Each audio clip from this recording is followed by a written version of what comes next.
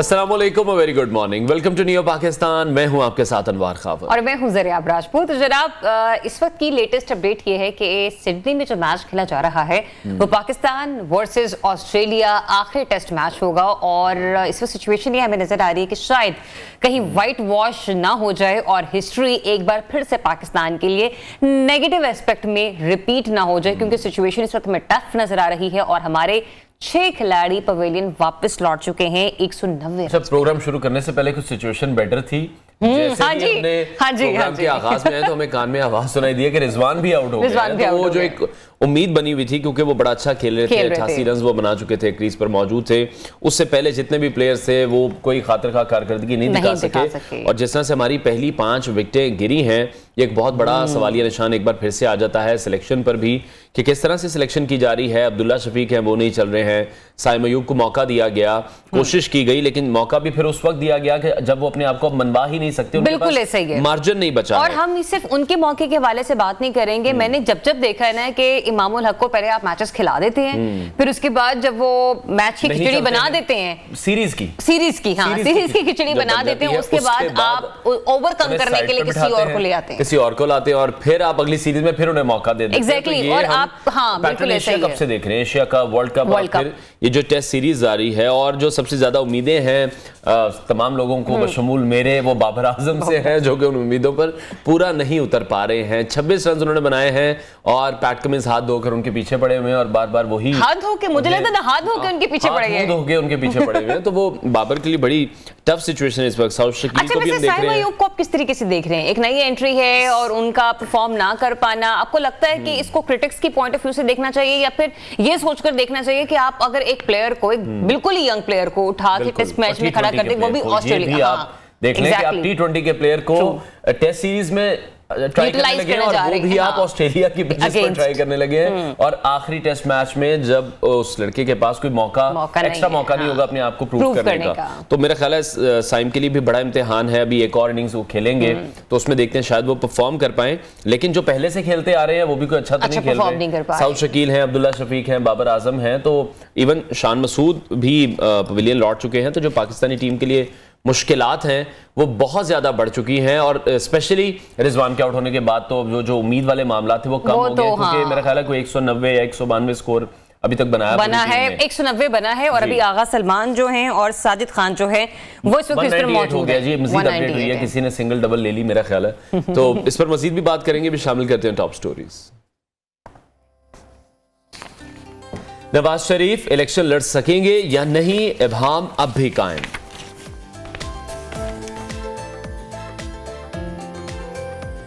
टिकटों की तकसीम पर लीगियों में इख्तलाफात खत्म ना हो सके। फरवरी के इंतखाबात भी मशकूक, बेल डॉट की रिपोर्ट जारी। और सर्दियों की सुस्ती में वर्जिश करने के आसान तरीके। कल सुप्रीम कोर्ट में सियासतदानों की ताहयात नाअहली केस की अहम समाअत हुई, और ये वो केस है जिससे बहुत सारे सियासतदानों का सियासी मुस्तकबिल नथी है।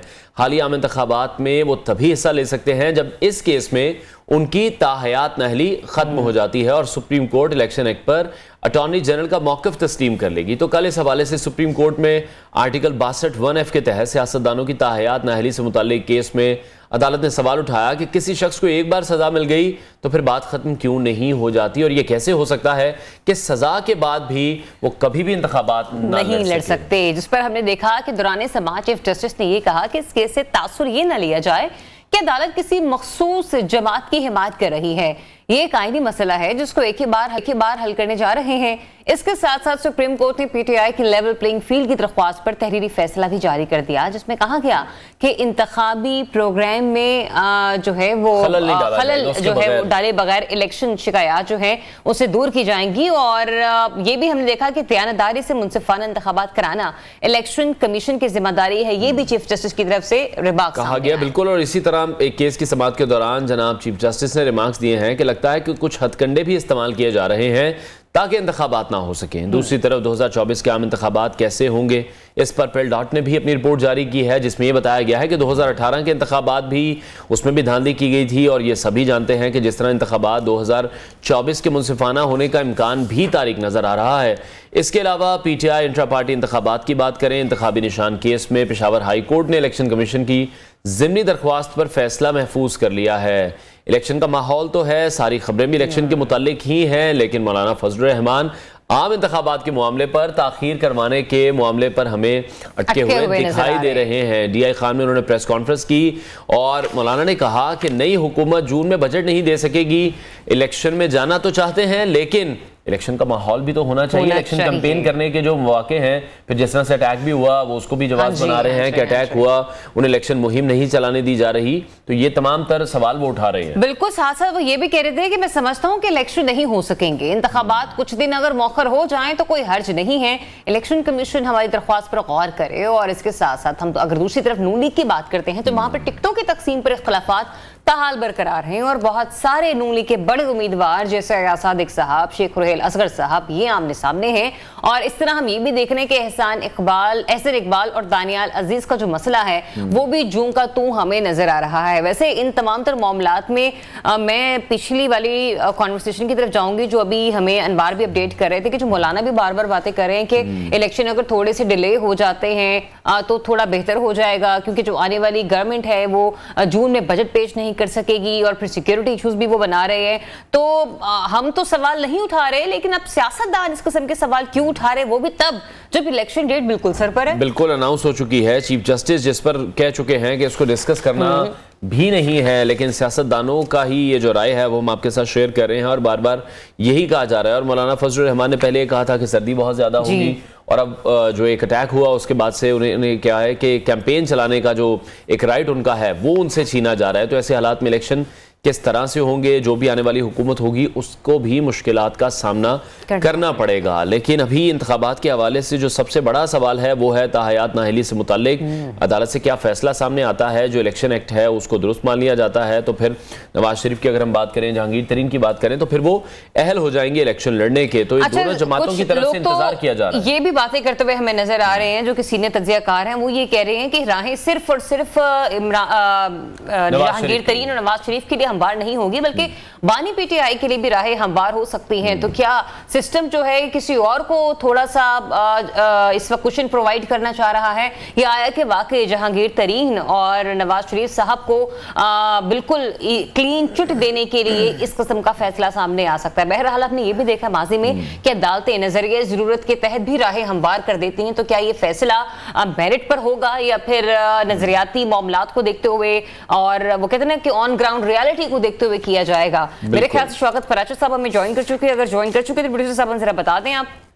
जी, पराचर साहब ने हमें ज्वाइन कर लिया। पराचर साहब बहुत शुक्रिया आपके वक्त के लिए। ताहयात नाअहली के हवाले से हम बात करें, कुछ ज़्यादा नुक्ते हमने देखा कि कल वो सामने नहीं आए हैं और कहीं जो तासुर दिया जा रहा था नून लीग के हवाले से कि लेवल प्लेइंग फील्ड उन्हें दी जाएगी, ये फैसला भी कहा जा रहा है कि उन्हीं के हक में आ जाएगा। जो कल की प्रोसीडिंग भी लोगों ने देखी है, जस्टिस मंसूर अली शाह ने भी बड़ी अहम बात की है कि अगर आइन को भी देखते हैं तो जब सज़ा मुकम्मल हो जाती है तो उसके बाद किस तरह से ऐसे पॉसिबल है कि इंतखाबात में हिस्सा नहीं ले सकते। तो आपको लग रहा है इलेक्शन एक्ट को तस्लीम कर लिया जाएगा? बड़ी मेहरबानी जी, गुड मॉर्निंग। आपके यहाँ तो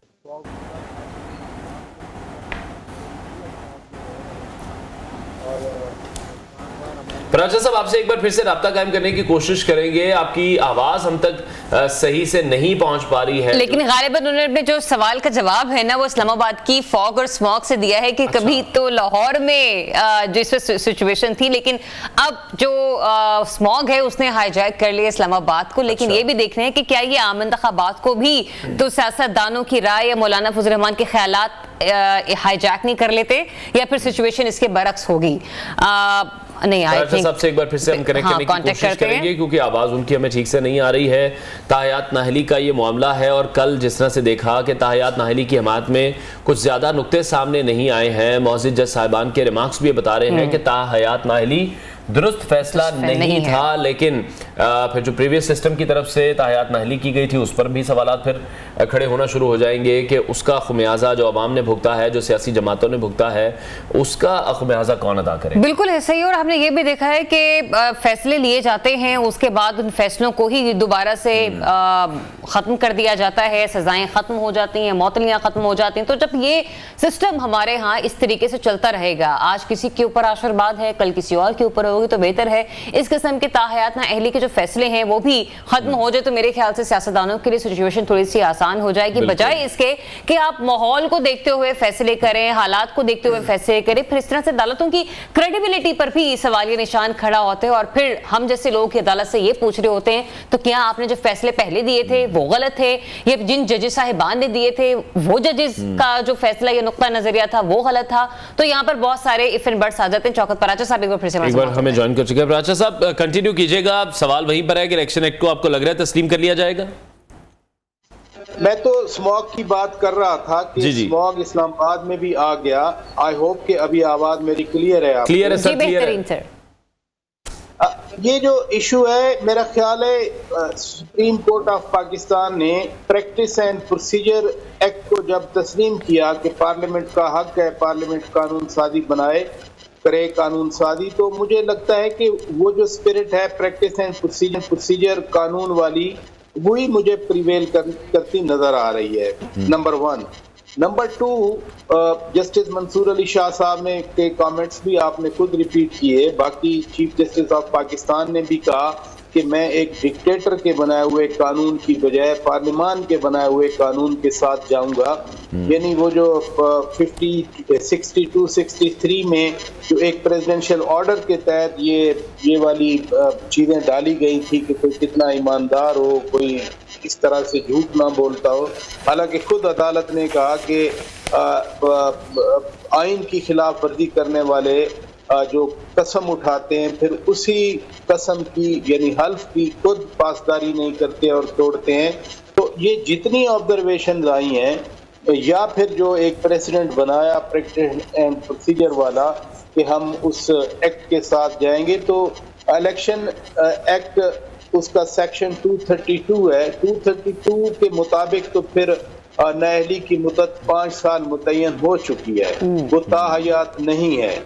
ताहयात नाअहली ये अभी परसों जुमा है, हो सकता है जुमे को ऑर्डर आ जाए, क्योंकि चीफ जस्टिस ऑफ पाकिस्तान ने कहा कि हम 11 जनवरी से पहले ये मामला डिस्पोज करना चाह रहे हैं। 13 को तो खत्मी वो लिस्टें लगनी है। तो इस तरह से मियां मोहम्मद नवाज शरीफ साहब, जहांगीर खान तरीन या कुछ और इस तरह के लोग, मुझे लगता है कि उनको रिलीफ मिल जाएगा। अलबत्ता आप देखें कि कोर्ट है, सुप्रीम कोर्ट है, वो क्या फैसला करती है, क्या और स्ट्रिंजेंट लगाते हैं या नहीं लगाते। लेकिन जितनी सख्त ऑब्जर्वेशन आई आर्टिकल 62-63 के बारे में, उसको अलबत्ता कोर्ट स्ट्राइक डाउन नहीं करेगी। लेकिन प्रैक्टिस एंड प्रोसीजर एक्ट की तरह जो रास्ता दिया पार्लियामान की कानून साजी की हुक्मरानी का, उनके अख्तियार का, आपको याद है जस्टिस बंदयाल ने उस वक्त अभी कानून बना नहीं था तो उन्होंने पहले सस्पेंड कर दिया था। मैं प्रैक्टिस एंड प्रोसीजर एक्ट की बात कर रहा हूँ। लेकिन जैसे ही ये अदालत आई, चीफ जस्टिस काजी फायद ईसा साहब ने टेक ओवर किया, तो फिर वही कानून न सिर्फ वो सस्पेंशन खत्म हुई बल्कि उस कानून को तस्लीम किया गया। और आप देखते हैं कि अब बेंच बनते हैं तो वही 3 सीनियर मोस्ट जजेस की कमेटी बेंच बनाती है। तो वो स्पिरिट जो सुप्रीम कोर्ट ऑफ पाकिस्तान के अंदर मौजूद है, जो इस कोर्ट ने शुरू की है, उसी स्पिरिट के अंडर पार्लियामान का कानून साजी का हक तस्लीम करते हुए इलेक्शन एक्ट में सेक्शन 232 की तरमीम को तस्लीम करते हुए ताहयात नाअहली खत्म कर दी जाए।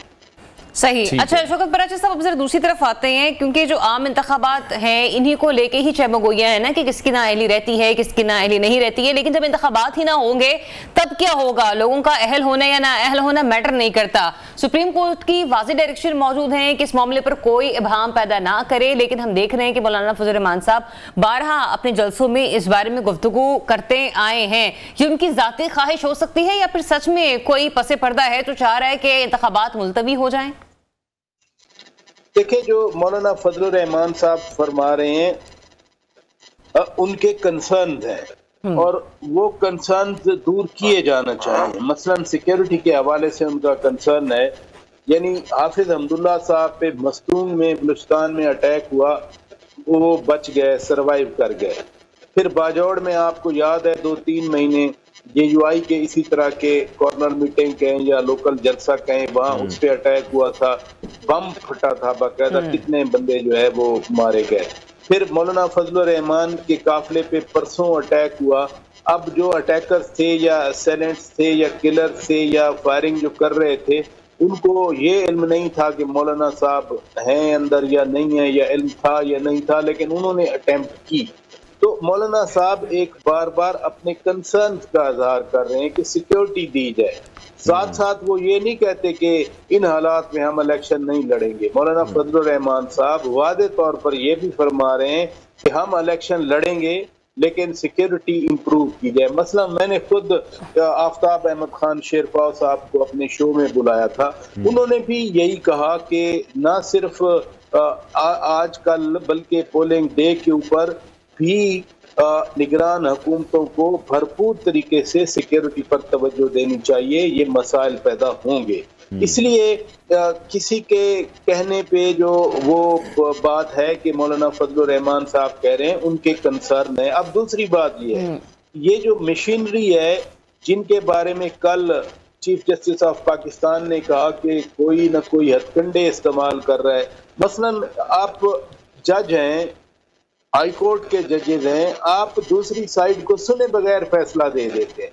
कोहाट के आरओ के हवाले से यही फैसला आया कि दूसरी साइड को सुना नहीं, फैसला दे दिया, और अब वहां पर शेड्यूल थोड़ा सा चेंज हुआ है, यानी पोलिंग डे तो वही रहेगी लेकिन जो नॉमिनेशन या स्क्रूटनी या फाइनल जो लिस्टें लगनी हैं वो अभी थोड़ा सा शेड्यूल डिस्टर्ब हुआ है वहां पर, क्योंकि कल फिर उन्होंने वो शेड्यूल दिया। सिमिलरली ये जो दूसरा बल्ले के निशान वाला मामला था, इलेक्शन कमीशन ऑफ पाकिस्तान के वकील ने कल अदालत के सामने इस्तदा की कि आपने हमें सुना नहीं है, आपने फैसला कर दिया। और कल जब पहले इनिशियली फैसला महफूज हुआ तो उस वक्त PTI के वकला को नहीं सुना गया था, फिर बाद में PTI के वकला पहुंचे तो उन्होंने कहा जी हमें सुना जाए, तो आज होपफुली उनको सुना जाएगा।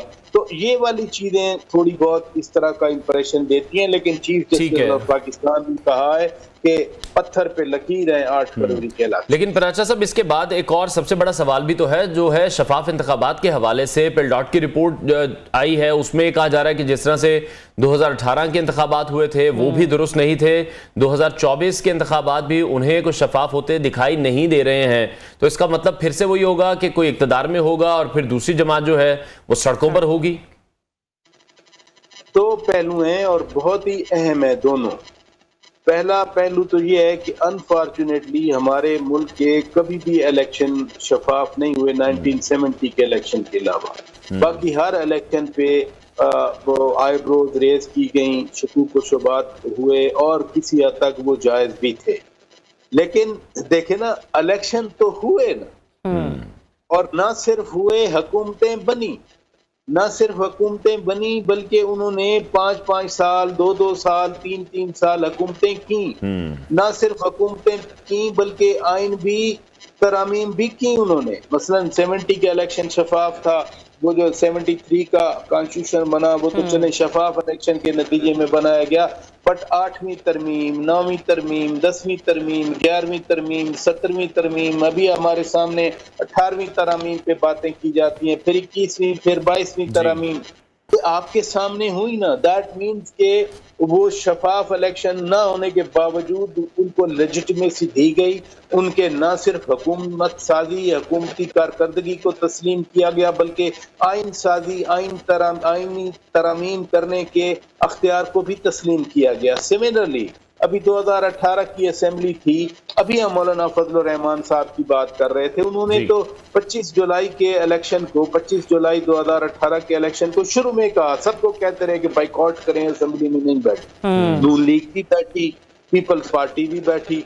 खुद JUI भी बैठी। न सिर्फ ये जमातें बैठी, फिर इन्होंने इत्तेहादी हुकूमत भी बनाई, नून लीग के वजीर आजम बने, JUI के मौलाना असद महमूद वजीर भी बने, पीपल्स पार्टी के खुद चेयरमैन बिलावल भुट्टो दरदारी वजीर खारजा बने। तो ये हमारे यहाँ एक रहा है कि इलेक्शन उस तरह से शफाफ नहीं हुए जिस तरह से होना चाहिए, जैसे आइन की मंशा है। लेकिन इसके बावजूद भी हुकूमतों को तस्लीम किया गया, उनके तमाम अख्तियार बशमूल आइनी तरामीम के कबूल किया गया। अब बात ये रही 8 फरवरी के, अभी तो इलेक्शन हुए नहीं, खदशात और खतरात अपनी जगह पे बरकरार हैं और वो इस वजह से जन्म लेते हैं कि जो हम हालात देखते हैं। लेकिन दुआ करें, सारी सियासी जमातें कोशिश करें, हमारी मशीनरी कोशिश करे कि आखिर मुल्क की नेक नामी के लिए हम सब ने काम करना है। मुल्क तो हमारा अपना है। अगर मुल्क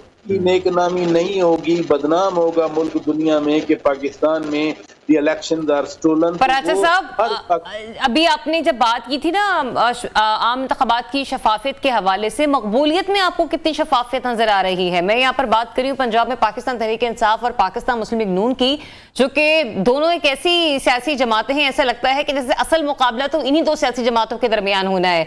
सोशल मीडिया के फैक्टर को अगर निकाल भी दिया जाए तो किसकी कबूलियत है और किसकी मकबूलियत है अवाम में? शरीफ खानदान की या फिर पाकिस्तान तहरीक इंसाफ और बानी पीटीआई की? देखें, इसी चीज को जांचने के लिए तो इंतखाबात हो रहे हैं। मकबूलियत ही तो वोट के जरिए लोगों ने बताना है। अभी मैं कहूं कि वो सोशल मीडिया की आपने खुद बात की कि पीटीआई बहुत मकबूल है और लोग वोट ना दें, या मैं कहूं कि नून लीग बहुत मकबूल है कि जी पीटीआई तो सिर्फ सोशल मीडिया की जमात है, पीटीआई तो सिर्फ ट्विटर पे फेसबुक पे आपको नजर आती है, तो ये भी नाजायज अनफेयर बात होगी। तो लोगों को हक मिल रहा है 8 फरवरी का, वो पाकिस्तान का हर 18 साल से ऊपर शनाख्ती कार्ड होल्डर एक वोटर है। हर एक की का नाम जो जिन्होंने दर्ज कराए हैं वो वोटर लिस्टों में होंगे। लोग अपना वोट डालेंगे, अपना फैसला देंगे। हमारा काम एज अ जर्नलिस्ट मैं समझता हूँ ये है कि उन एनॉमलीज को पॉइंट आउट करें, हम बताएं कि क्या मसाइल पैदा हो रहे हैं, लोगों को इस राय के जो अजहार में के रास्ते में अगर कोई रुकावटें हैं तो वो बताएं। मैं तो प्रीजज नहीं किया करता। ठीक है, लेकिन पराचा साहब, जिस तरह से बानी पीटीआई की बात करें या उनकी जो सीनियर क़यादत है उनके साथ इस वक्त जेल में मौजूद है, दूसरी तरफ देखें बहुत से ऐसे लोग हैं जिनको फिर इस्तेकाम पाकिस्तान पार्टी में वो जा चुके हैं और जो बाकी लोग हैं वो पार्टी छोड़ चुके हैं या सियासत छोड़ चुके हैं। जो लोग बचे हैं, आपको लगता है कि वो फिर कोई टफ टाइम दे सकेंगे नून लीग को पंजाब में? कल भी सुप्रीम कोर्ट में ये नाम आए जो आपने नाम नहीं लिए, लेकिन चीफ जस्टिस ऑफ पाकिस्तान ने नाम ले लिए कि अगर उनके साथ कोई ज्यादती हुई है तो वो वैसे तो पटिशन लेके आ जाते हैं, अपने लिए पटिशन क्यों नहीं लेके आते कि लापता अफराद वाला जो संजीदा मसला है उसकी बुनियाद पर उस मसले के कंधों पे शोएब शाहीन साहब को एड्रेस किया गया कि आप पॉलिटिक्स कर रहे हैं। बाकी जो बच्चे हैं कि टफ टाइम देंगे पाकिस्तान में इलेक्शन से पहले, ये कोई नई बात नहीं है, इस तरह के हालात पैदा होते रहते हैं। लेकिन चूंकि सोशल मीडिया पे बहुत ज्यादा एक्टिविज्म है या और मीडिया के टूल्स आ गए हैं जिनकी वजह से हमें कुछ ज्यादा लग रहा है, अदरवाइज कानून मौजूद है, इदारे मौजूद हैं, आखिर अदालतें रिलीफ तो दे रही हैं ना। मसलन फर्ज किया ये पल्ले का निशान ही था, किसी अदालत ने ही रेस्टोर किया ना। अब बैरिस्टर गौहर खान कह रहे हैं कि कोई भी निशान दे दें हमें, हम उस पर लड़ने के लिए तैयार हैं। पीटीआई एक बड़ी सियासी जमात है, पीटीआई का पाकिस्तान में वोट बैंक है। इसी सियासी जमात को इस तरह से सियासत में आउट किया नहीं जा सकता। लिहाजा पीटीआई अब भी बरकरार है एज सियासी जमात के।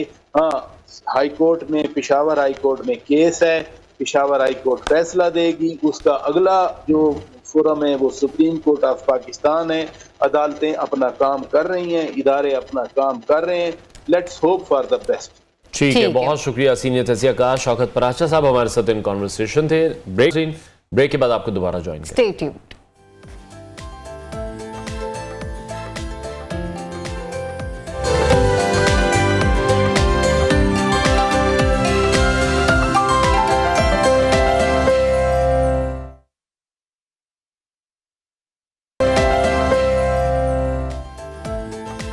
Welcome back. एक बार फिर से बात करेंगे आम इंतखाबात के हवाले से, और जैसा कि हम सभी देख रहे हैं कि जनवरी के महीने में बहुत सारे अहम केसेस की समाअत भी हो रही है, बहुत सारे अहम फैसले भी आने जा रहे हैं, इलेक्शन के हवाले से भी बातें की जा रही हैं। जिस तरह से कल चीफ जस्टिस साहब ने भी कहा है कि बहुत से लोग सवालात इस पर उठा रहे हैं, भ्रम पैदा करने की कोशिशें ज़रूर की जा रही हैं, लेकिन किसी को भ्रम नहीं होना चाहिए, कोई कन्फ्यूजन नहीं होनी चाहिए। इंतखाबात अपने वक्त पर ही होंगे। सीनियर कानूनदान जहांगीर जदून साहब ने हमें ज्वाइन किया है, उनसे इस हवाले से मजीद बात करेंगे। सर बहुत शुक्रिया आपके वक्त के लिए। आर्टिकल 62 F1 केस की जब हम बात करते हैं, उसमें नाअहली की मुद्दत के हवाले से बात होनी है, जो प्रैक्टिस एंड प्रोसीजर बिल की भी पहले बात की गई है, तो आप किस तरह से देख रहे हैं इलेक्शन एक्ट को लेकर या सुप्रीम कोर्ट के फैसले को लेकर? देखें, बहुत शुक्रिया आपका हमें शो पे इनवाइट करने का। हम तो स्पेशली मैं तो पिछले कितने 2-4 महीनों से मेरा कंसिस्टेंट व्यू ये रहा है कि ये वाली सुप्रीम कोर्ट जो है ये पार्लियामेंट की बालादस्ती को मानती है, पार्लियामेंट की जो खुद मुख्तारी है उसको एक्सेप्ट करती है। तो जो प्रैक्टिस एंड प्रोसीजर का एक्ट जब पहली सुप्रीम कोर्ट ने उसको स्टे कर दिया था तो जो ही जब ये नए चीफ जस्टिस बने हैं तो इन्होंने पार्लियामेंट की जो खुद मुख्तारी को रिकगनाइज किया है और वो स्टे ख़त्म किया है। और एक लार्जर बेंच ने कहा जी ये जो है प्रैक्टिस एंड प्रोसीजर एक्ट है, ये आर्मी पार्लियामेंट का अख्तियार है, वो ये कानून बना सकती है। उसमें मसला ये था कि 184(3) जो ओरिजिनल जुरिसडिक्शन है सुप्रीम कोर्ट की, उसमें बाज़ लोगों का ये व्यू था कि इसको जब तक आइनी तरमीम ना हो इसकी अपील जो है वो आप नहीं दे सकते। लेकिन उन्होंने इंट्रा कोर्ट अपील जो है वो प्रैक्टिस एंड प्रोसीजर एक्ट में जो प्रोवाइड थी उसको रिकग्नाइज करके उस एक्ट को कहा जी पार्लियामेंट कॉम्पिटेंट थी ये लॉ बनाने की। अब इसी तरह देखें जो 62(1) है उसके अंदर ये लिखा हुआ है कि अगर एक आदमी ईमानदार नहीं है, सादक नहीं है या राइटस नहीं है तो वो उसको डिसक्वालीफाई किया जा सकता है। पहली बात तो है कि ये ईमानदार न होने का पैमाना भी बड़ा सख्त है। इस तरह कल उन्होंने रिमार्क्स भी दिए, नबी पाक सल्लल्लाहु अलैहि वसल्लम के बाद कोई ऐसा 100% या परफेक्टली आप ये नहीं कह सकते कि एक बंदा आज के दौर में एक सादिक और अमीन है और इसने कभी झूठ नहीं बोला है, कभी इसमें इमानत में खयानत नहीं की है। तो उसमें उन्होंने कहा है कि इसमें जो लाइफ डिस्क्वालिफिकेशन है उसकी टर्म आइन के अंदर डिटरमिन नहीं है कि ये 5 साल के लिए, 10 साल के लिए, 20 के लिए, 25 के लिए। तो अब जो सुप्रीम कोर्ट ऑफ पाकिस्तान ने मुख्तलिफ जिस तरह ex prime minister Nawaz Sharif, Jahangir तरीन या और भी समीउल्लाह बलोच केस में या बाकी लोग थे उनको काफ़ी को डिसक्वालीफाई कर दिया कि आप इलेक्शन लड़ने के आइंदा ज़िंदगी में आयल ही नहीं है। तो ये एक बहुत बड़ी रुकावट थी मुख्तलिफ लोगों के रास्ते में जो अपनी अगर कोई छोटा मोटा खुदा कोई बनता भी है, लेट से कोई ऑफेंस बनता है तो वो अगर ऑफेंस की सजा पूरी कर चुके हैं तो ये कैसी सजा है कि ये आपको सारी जिंदगी रहेगी आपके साथ कि आप इलेक्शन में हिस्सा नहीं ले सकते, आप सादक और अमीन नहीं है। तो इसमें मेरे ख्याल में सुप्रीम कोर्ट ने बड़ी कॉन्शियसली ये आगे जो कल हियरिंग आ रही है इसमें या एक दिन और जो है इसमें डिसाइड कर देगी कि जो इलेक्शन एक्ट की जो सेक्शन 232 थी उसमें जो तरमीम की गई है वो ठीक है। और अगर किसी शख्स को नाअहली होती है अंडर आर्टिकल 62 या 63 तो उसकी मुद्दत जो है वो 5 साल तक रहेगी। ये देखें ना, इसमें आप अगर रैशनली देखें तो आजकल जो दुनिया के अंदर जुरिस्प्रूडेंस डेवलप हो रही है लीगल, उसमें देखें तो कहते हैं जी प्रोपोर्शनैलिटी को आप लाजमी देखें, रीजनेबिलिटी को, प्रोपोर्शनैलिटी को। प्रोपोर्शनैलिटी का मतलब ये है कि अगर आपने 20% कोई जुर्म किया है उसकी सजा 2 साल बनती है, 3 साल बनती है, तो उसकी सजा आपको 10 साल नहीं मिल सकती। जिस प्रोपोर्शन से आपने कोई ऑफेंस कमिट किया है उसकी जो सजा है वही मिलेगी, उससे ज्यादा आपको नहीं मिल सकती। और जो काम आपने किया है, कोई फोर्स यूज किया है तो उतनी फोर्स यूज की है जितनी रिक्वायर्ड थी। इसको कहते हैं प्रोपोर्शनैलिटी का कॉन्सेप्ट। अगर उससे ज्यादा आपने यूज किया तो फिर आप उसके लिए लायबल होंगे। तो इस तरह अब ये जुरिस्प्रूडेंस नहीं डेवलप हो रही है।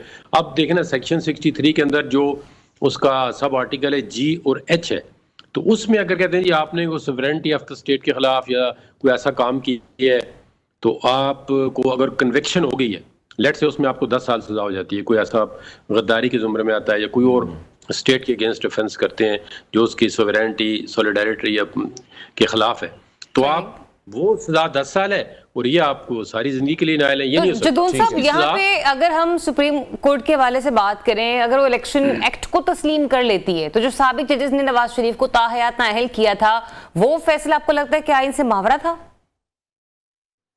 देखें, वो जजमेंट अभी तक कोर्ट नहीं की है। उसके बाद 20 जजमेंट आई हैं सुप्रीम कोर्ट की, उन्हीं में से काफी जजों ने, जिस तरह अभी जो रिटायर हुए हैं चीफ जस्टिस बंदयाल साहब, उन्होंने अपना माइंड अप्लाई किया। उन्होंने कहा था जी अगर एक बंदा आपने नॉमिनेशन फॉर्म में जो जमा कराता है इलेक्शन के बाद कोई चीज भूल के मतलब उसकी नीयत नहीं थी, उसका अकाउंटेंट लिख देता है, या उसका एक अकाउंटेंट या खुद किसी जगह फॉर्म फिल करता है, तो उसकी 1 कनाल जमीन रह जाती है, 2 कनाल रह जाती है, या 50,000 का उसको टैक्स देना था, या 50,000 की लायबिलिटी थी, जिस तरह तनख्वाह लेनी थी, नहीं दर्ज कर सका। तो आप उसकी इंटेंशन को देखेंगे कि ये इसने अगर इंटेंशनली छुपाया है तो इसका बेनिफिट इसको किस तरह है, आया इसने टैक्स बचाया है, या इसका अगर 50,000 रुपये बचाता है उसको क्या बेनिफिट हो सकता है, अपने कागज नॉमिनेशन फॉर्म फिल करता है, जिस तरह उन्होंने कहा जी आपने बेटे से तनख्वाह नहीं ली है, या कोई और भी वजूहत हो सकती हैं, कहते हैं जी आपकी एक लायबिलिटी बनती थी, आपने लेट से जी के रेंट देना था घर का, वो नहीं दिया है, या एक वाटर का बिल था जी 10,000 रुपये, वो आपने नहीं दिया, वो आपने शो ही नहीं किया है, तो आप सारी जिंदगी के लिए डिस्क्वालीफाई हो जाएंगे। इसको एक रीजनेबल माइंड एक्सेप्ट ही नहीं कर रहा कि जी आपकी जो है, एक देखें ना, जो आर्टिकल 63 है उसका जो सब क्लास H है, उसके अंदर लिखा हुआ है ये आपको कम से कम अगर 2 साल सजा होती है किसी मॉरल टर्पिट्यूड के ऑफेंस में, 2 साल से सजा अगर 1 महीना कम है तो आपकी डिस्क्वालिफिकेशन बनती ही नहीं है। वो कहते हैं अगर लेट से आपको मिनिमम सजा 2 साल या इससे ज्यादा होती है तो फिर आपको 5 साल के लिए डिस्क्वालीफाई किया है। तो ये बहुत सारे ऐसे ऑफेंस हैं जिसमें 6 महीने की सजा है, साल की है, 1.5 साल की है, 2 की भी है, तो उसमें आपको 5 साल करते हैं डिस्क्वालीफाई एक टर्म के लिए, और इधर आप 62(1)(f) में अगर आपने झूठ बोल दिया है खुदा ना खास्ता, या इंटेंशनली बोला है या नहीं बोला है, कोई चीज छुपा ली है, तो आप सारी जिंदगी के लिए, ये मतलब कोई आर्गुमेंट का वो ही नहीं है, इसका बेस ही नहीं बनता। ठीक है जहांगीर साहब, जिस तरह पाकिस्तान तहरीक इंसाफ के रहनुमाओं के हम देख रहे हैं कागजात नामजदगी मुस्तरद हो रहे हैं, लेकिन जब वो मुतल्लिका हल्के से तायद कुनिंदा और तजवीज़ कुनिंदा नहीं होंगे तो फिर इलेक्शन कमीशन तो एतराज करेगा। पीटीआई आपको क्या लगता है ऐसी कानूनी गलतियां क्यों कर रही हैं? अब तो भरपूर एक कानूनदानों की जमात वो बन चुके हैं। नहीं, वो देखें कि लीगल रिक्वायरमेंट ये है कि जिस जगह से बंदा इलेक्शन कॉन्टेस्ट कर रहा हो, ये एक जो कंटेस्ट करने वाला है पाकिस्तान के किसी कोने से भी कंटेस्ट कर सकता है, देखो उस पर पाबंदी नहीं है, लेकिन जो उसके तायद कुनंदा प्रपोजर एंड सेकेंडर है वो उसी इलाके के वोटर होने चाहिए, और वो उसकी वोट के अंदर जो इलेक्शन कमीशन ने वोटर लिस्ट इशू की हुई है उसकी बकायदा जो रिटर्निंग अफसर होता है वो टेस्ट करके देता है कि ये वोटर लिस्ट में इसका नाम मौजूद है, तो वो ही उसको प्रपोजर और सेकेंडर कर सकते हैं। होता इस तरह ये बाहर के हो ही नहीं सकता, वो एक लीगल रिक्वायरमेंट है। तो अगर उन्होंने बाहर से किया है तो वो तो फिर जाहिर है वो डिस्क्वालिफिकेशन में आ जाएंगे। अदरवाइज अगर उन्होंने अपने उसी जिस जहां से इलेक्शन कॉन्टेस्ट करें उसी कंस्टिट्यूंसी से अगर वोट प्रपोजर और सेकेंडर है तो फिर उनकी मतलब है उसमें नहीं हो सकता वो डिस्क्वालीफाई। अच्छा, और ये जो इलेक्शन कमीशन की नजरसानी की दरख्वास्त है जिस पर पेशावर हाई कोर्ट का फैसला महफूज है, बल्ले का निशान बहाल किया गया था, उस पर जस्टिस मियां कामरान हयात मियां खेल ने, जबकि अब नजरसानी की दरख्वास्त जस्टिस एजाज खान सुन रहे हैं। आपको लगता है कि क्या जिस जज ने फैसला किया था कानूनी तौर पर उनको भी होना चाहिए था? नॉर्मली तो यही ला होता है कि जो जज जो है फैसला करते हैं, नजरसानी का मतलब है अपने फैसले पे नजरसानी कर रहे हैं। तो अब ये है कि यहाँ पे विंटर वेकेशन है, तो अगर वो जज मौजूद नहीं है तो अब देखें ना भाई, अगर वो दूसरे जज कहते हैं जी उनको आने दे, फिर क्या जी केस डिले हो रहा है, जी इलेक्शन हो रहा है, ये तो एक क्या कहते हैं दो धारी तलवार होती है। अगर एक तरह का अगर कल वो फैसला करते तो कहते हैं जी वो उन्होंने पीटीआई वालों को सुना ही नहीं है, सुनने के बगैर फैसला कर दिया, इसने कल उन्होंने फैसला महफूज करके आज पे छोड़ा कि जी आज पीटीआई वाले आए और आर्गूमेंट करें और मैं फैसला करूं, तो अब पता नहीं क्या फैसला आता, आज हो सकता है फैसला आ जाए।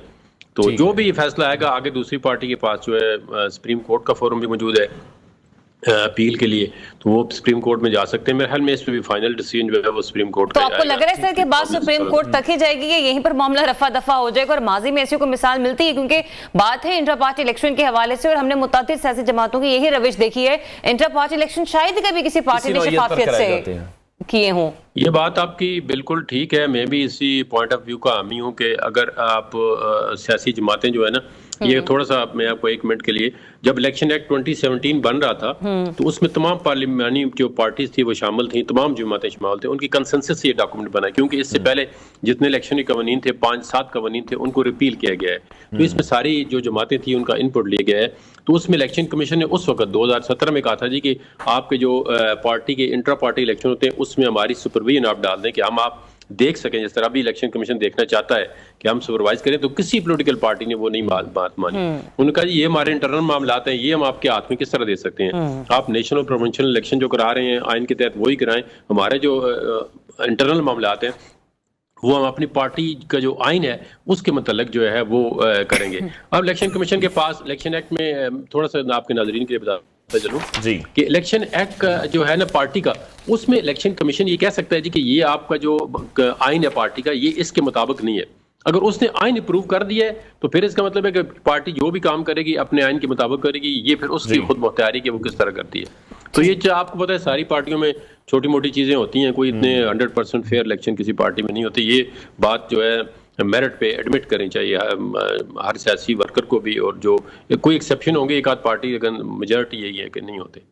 ठीक है, लेकिन अभी सवालात तो इनके इंट्रा पार्टी इलेक्शन पर हमने देखा कि बहुत ज्यादा उठाए गए हैं। इसी तरह के सवालात हैं लेवल प्लेइंग फील्ड को लेकर भी, कि अगर हम मुस्लिम लीग नून की बात कर लेते हैं, नवाज शरीफ की बात कर लेते हैं, ताहयात नाहली के हवाले से अभी भी फैसला आना बाकी है। उनके कागजात नामजदगी जमा हो गए हैं। दूसरी जानिब पाकिस्तान तहरीक इंसाफ के कागजात नामजदगी बहुत से रहनुमाओं के फिर मुस्तरद भी किए गए हैं। तो ये कहा जा रहा है कि पीटीआई जानबूझकर ऐसी गलतियां कर रही है मजीद मजलूम बनने के लिए। आपका इस पर क्या कमेंट है?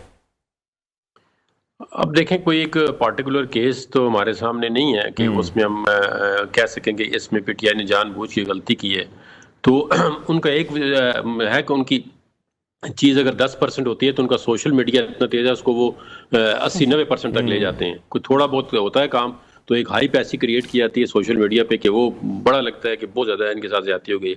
ये आप देख लेना मेरी बात रिकॉर्ड पे कि जो अपना जो ट्रिब्यूनल बने हुए हैं पैलेट, उनमें अक्सर जो है 90% इनके केस जो है वो बहाल हो जाएंगे। ये दोबारा का इलेक्शन जो है ना जी, जिसके भी नॉमिनेशन पेपर रिजेक्ट हुए रिटर्निंग अफसर ने किए, उनके पेपर जो है ट्रिब्यूनल जो है बहाल कर देगा। लेट से किसी ने बिजली का, हालांकि ऐसे ऐसे केस हुए हैं, परवेज रशीद जब सेंटर बन रहे थे तो वो हाथ में उठाए पैसे फिर रहे थे, कोई ले नहीं था जमा करने के लिए। उन्होंने कहा नहीं जी ये बंद है, ये बंद है, ले ही नहीं है, तो उनको वो इलेक्शन ही नहीं काउंट कर। माजी में बड़ी ऐसे मिसालें हैं जिन्होंने बड़ी सख्तियां की हैं, लेकिन अब ये कहते हैं पीटीआई, लेकिन उस तरह की सख्ती नहीं है। ट्रिब्यूनल इनको बड़ा रिलीफ मिल रहा है, हर कोर्ट से इनको रिलीफ मिल रहा है। ठीक है, बहुत शुक्रिया सीनियर माहिर कानून जहांगीर जदून हमारे साथ इन कॉन्वर्सेशन थे। ब्रेक लेते हैं नाजरीन, आपको दोबारा ज्वाइन करेंगे। Stay tuned new Pakistan.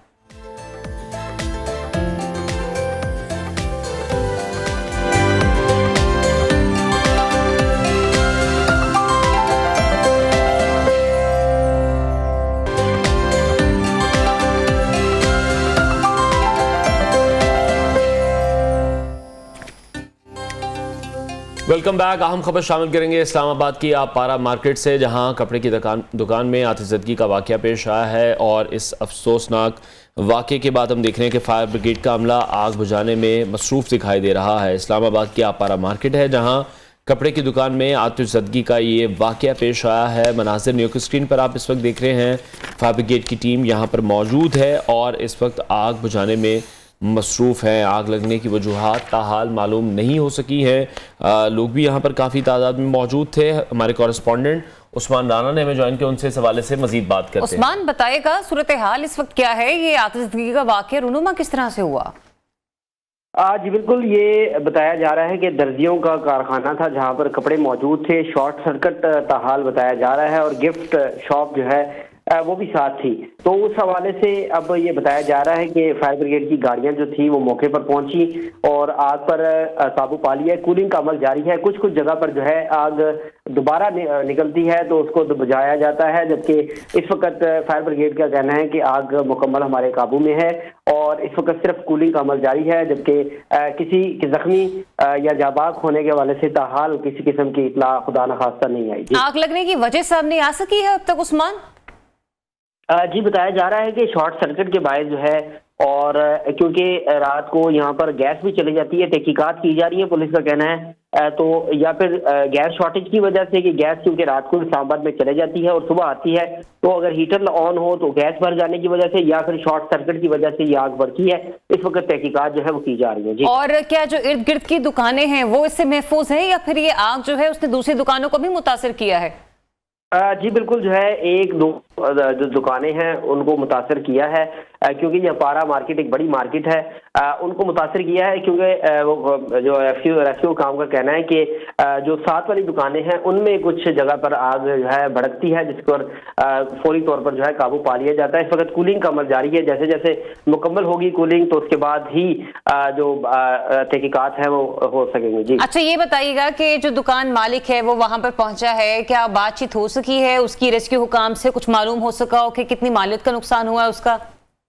जी बिल्कुल, जो है दुकान मालिक तो नहीं, लेकिन वहाँ पर जो दर्जी वगैरह, क्योंकि वहाँ पर ही रिहाइश पजीर थे दर्जी वगैरह, उनसे जो रेस्क्यू काम है उनकी बात हुई है। उनका कहना था कि रात को सो रहे थे तो एकदम जो है आग भड़की, तो आग की स्मेल के बायस जो है हम फौरी तौर पर बाहर निकले और इस वक्त मजीद जो है सर्चिंग भी की जा रही है कि कोई शख्स अंदर मौजूद तो नहीं था। जी बहुत शुक्रिया उस्मान राना, हमें अपडेट कर रहे थे।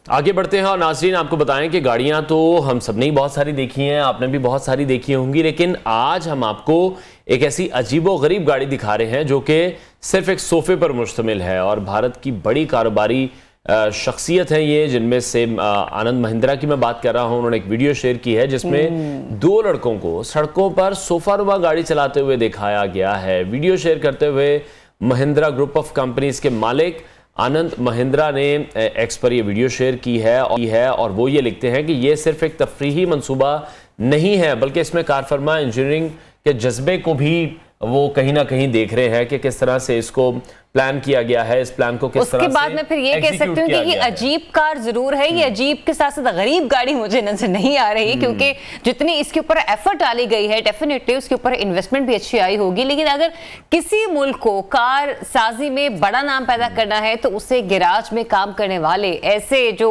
माहिर लोग हैं ना, उनकी बेहद जरूरत है। इस तरह की इन्वेंशंस कर रहे हैं, बट ये कितना अनसेफ प्रोजेक्ट होगा इस पर भी सोचना बड़ा जरूरी है कि एग्जैक्टली, क्योंकि आपके पास कोई विंडस्क्रीन नहीं है, सेफ्टी मेजरमेंट्स नहीं है, एयर बैग्स नहीं है, जो कि आजकल हम देख रहे हैं जिस तरह से गाड़ियों में बहुत से एयर बैग्स हैं, सेफ्टी फीचर्स होते हैं। तो ये किस मकसद के लिए सोफानुमा गाड़ी बनाई गई, इसके पीछे पर्पस क्या था? सिर्फ एक एडवेंचर था जिसको आजकल लोग सोशल मीडिया पर अपनी वैसे मुझे ये लगता है कि अनवार यहाँ पे तो सोशल मीडिया एडवेंचर था ना, लेकिन कुछ बहुत बड़ी बड़ी कंपनियां इस वक्त लोगों के पैसों के साथ एडवेंचर करते हुए हमें नजर आ रही है। पाकिस्तान में ऐसी बहुत सारी कार मैन्युफैक्चरिंग कंपनीज मौजूद है जिसमें हम देखते हैं कि गाड़ियों की मालिक 30 से 35 लाख रुपए कम से कम होती है और वो गाड़ियां किसी डब्बे से कम नहीं होती हैं। खुदा ना खास्ता आप किसी रोड एक्सीडेंट को देख लेना तो उस गाड़ी की जो हालत हुई होती है वो देखने से ताल्लुक रखती है। आप यहाँ देखें कि देखें हमारे यहाँ लोग इतने अमीर नहीं हैं, मतलब लोग अपनी जिंदगी की जमा पूंजी कमेटियां या फिर बैंक मॉर्गेज करके चीजों को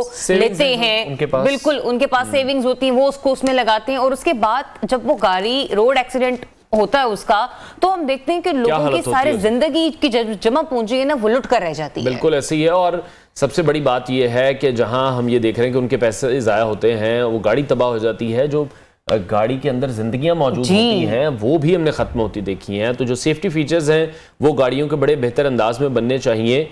जो वीडियो अभी हम आपके साथ शेयर कर रहे हैं इंटरेस्टिंग जरूर है, लेकिन अब इसका फ्यूचर क्या होगा इस सोफानुमा गाड़ी का, ये मेरा ख्याल है अभी देखना बाकी, क्योंकि इस तरह के बहुत से ऐसे प्रोजेक्ट्स, बहुत से ऐसे एक्सपेरिमेंट्स, इस तरह की बहुत सी इन्वेंशंस हम पहले भी देख चुके हैं जो कि सिर्फ इन्वेंशन की हद तक ही रहते हैं, उन पर मजीद फर्दर काम नहीं किया जाता। हाँ, आपको याद होगा ना वो पानी से चलने वाली गाड़ी भी इंट्रोड्यूस करवाई गई थी कि पानी पेट्रोल की नहीं बचत होगी। इन्वेंशंस जो हैं वो हमने देखा कि वो की तो जा रही हैं, लेकिन टाइम के साथ साथ उन पर फिर उस तरह से काम नहीं किया गया। तो एडवेंचर पॉइंट ऑफ व्यू से तो शायद ये ठीक हो, जो लोग बहुत ज्यादा एडवेंचर के शौकीन हैं, लेकिन आम इंसान तो मेरा ख्याल है उनके लिए पॉसिबल नहीं है। अच्छा, ड्रिफ्ट भी कर रहा है ये सोफा, उसमें जो फंक्शन है बड़े जबरदस्त किस्म के हैं, हर तरह के फंक्शन लगाए गए हैं।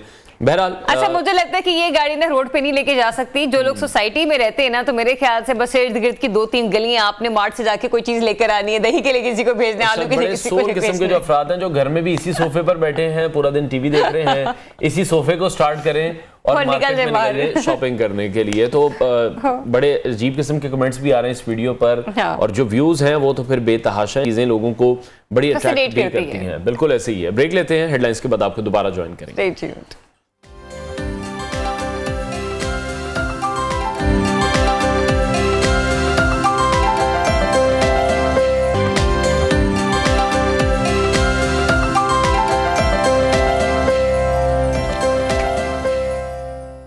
वेलकम बैक वंस अगेन, आप देख रहे न्यू पाकिस्तान। और ब्रेक के बाद जरा बात कर लेते हैं सिडनी में जारी इस वक्त टेस्ट मैच की, जो कि पाकिस्तान बमुकाबला ऑस्ट्रेलिया है। मैच इस वक्त जारी है और सिचुएशन इस वक्त ये है कि 226 जो है वो पाकिस्तान स्कोर कर चुका है। 8 खिलाड़ी हमारे पवेलियन वापस लौट चुके हैं और इस वक्त आमिर जमाल और हसन अली क्रीज पर मौजूद है। हमने देखा कि ऑस्ट्रेलिया सीरीज के 2 मैचेस जीतकर पहले ही सीरीज अपने नाम कर चुका है और पाकिस्तानी टीम ने 2 अहम तब्दीलियां की, लेकिन उन तब्दीलियों का भी हमें कोई खातिर ख्वाह अफाका नहीं हो सका और सिचुएशन इस वक्त हम कह नहीं सकते कि हमारे हाथों में है, क्योंकि व्हाइट वॉश से शायद ही हम बच पाएं। बिल्कुल ऐसे ही है, और ये प्रेडिक्शन पहले भी की गई थी कि पाकिस्तान की टेस्ट सीरीज बहुत ही ज़्यादा मुश्किल होने जा रही है। जिस तरह से दूसरे टेस्ट मैच में पाकिस्तानी टीम को कहीं ना कहीं मौका मिला था कि वो एक मैच जीत जाते और फिर टफ टाइम ऑस्ट्रेलिया को देते तीसरे टेस्ट मैच में, लेकिन ऐसा मुमकिन नहीं हो सका। और अभी भी जो हम सिचुएशन देख रहे हैं, पाकिस्तानी बैटिंग जिस तरह से लड़खड़ाई है, रिजवान 88 रन बना सके तो पाकिस्तान का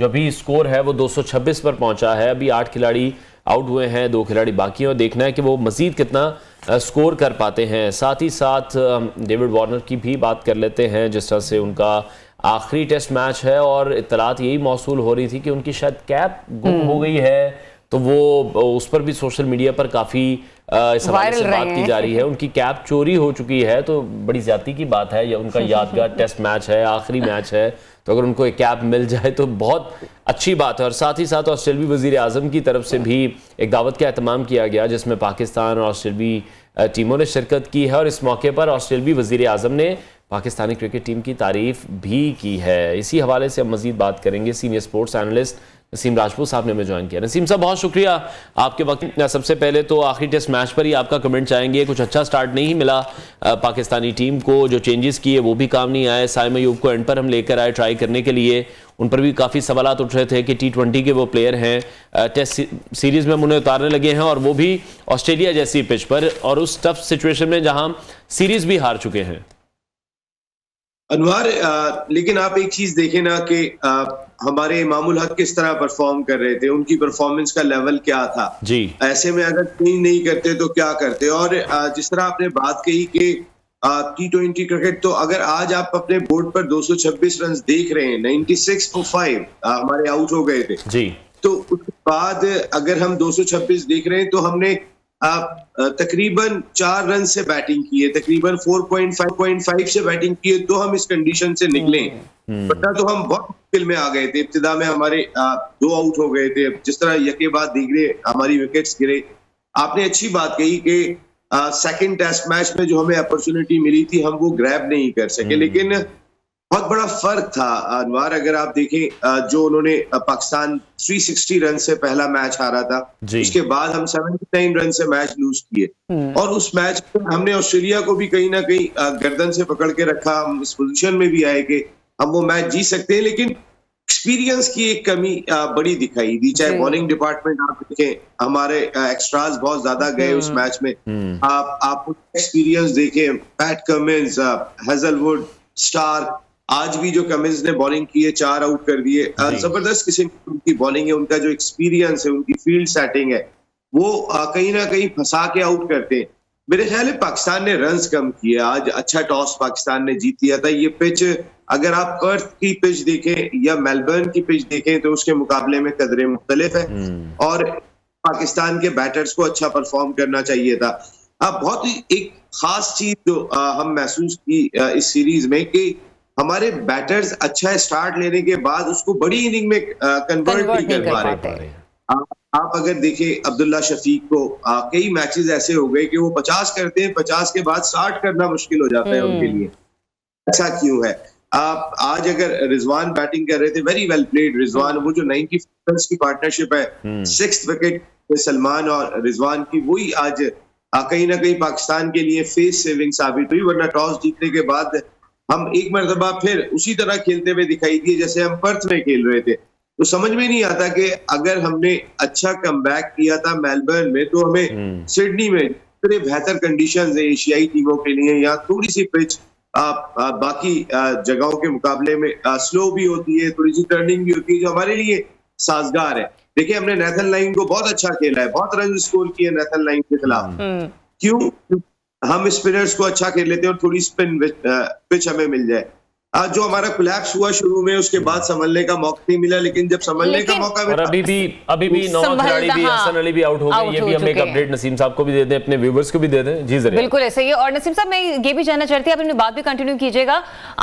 मतलब हम लोग अभी तक जो देखते आ रहे हैं ना, कभी ऐसा होता है कि हमारी किसी दिन बॉलिंग बहुत बुरा परफॉर्म करती है, ठीक है, कभी अगर बॉलिंग अच्छा परफॉर्म कर जाती है तो हमारे जो बैटर्स हैं वो अच्छा परफॉर्म नहीं करते, और जो गिने चुने मार्जिन है जो एक्स्ट्रा देने पड़ते हैं वो हमारी फील्डिंग जो है ना वो उसका खाता खोल कर रख देती है, कैचेस हमारे छूट जाते हैं। हमने अक्सर ये देखा है, एक सॉलिड कॉम्बिनेशन हमें टीम में नजर नहीं आ रहा, वो एक्सपीरियंस टीम हमें नजर नहीं आ रही जो हमारे पास माजी में हुआ करती थी। फिर हमारे प्लेयर्स ये गिला शिकवा करते हैं हमारे सभी फैंस से, सभी व्यूअर्स से, कि हम लोग अभी तक माजी से बाहर नहीं निकले हैं, क्योंकि शायद ये हमें निकलने दे ही नहीं दे रहे।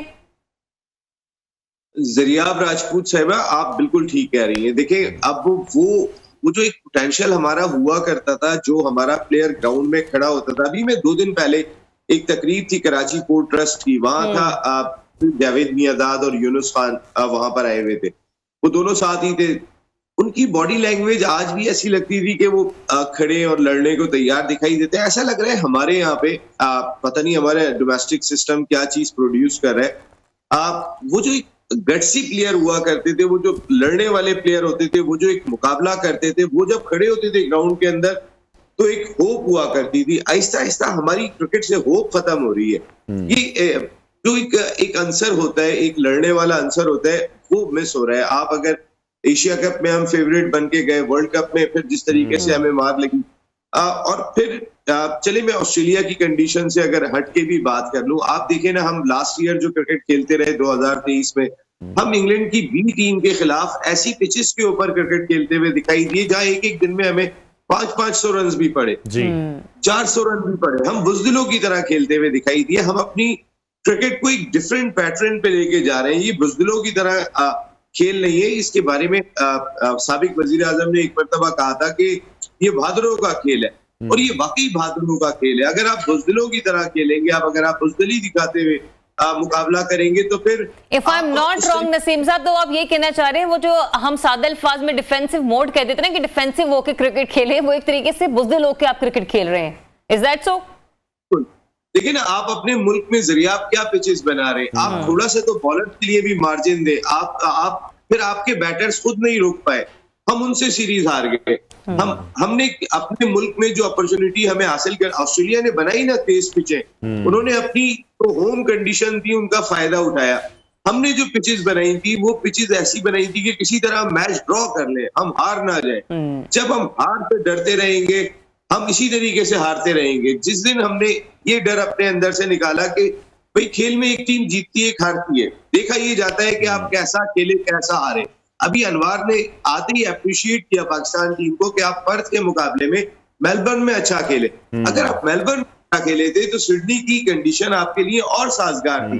आपको और बेहतर खेल का मुजाहरा करना चाहिए था, आपको शो करना चाहिए था वो गट्स, वो टैलेंट जो कमबैक में नजर आना चाहिए एक नेशन की जानिब, बड़ी नेशन की टीम की जानिब से। तो नसीम साहब, अभी जो 226 या 228 स्कोर अभी हुआ है, 9 खिलाड़ी पवेलियन लौट चुके हैं, उम्मीद हम यही करते हैं कि स्कोर मजीद हो जाए। लेकिन इस स्कोर को किस तरह से देख रहे हैं? ये ऑस्ट्रेलिया के लिए तो कोई बड़ा स्कोर नहीं है। साथ जब हम अपने फास्ट बॉलर्स की तरफ देखते हैं, वो भी टीम में मौजूद नहीं है। हमारी जो पेस बैटरी थी, जिसे दुनिया बड़ा सराह रही थी, अब वही दुनिया उसे मीडियम पेसर कह रही है।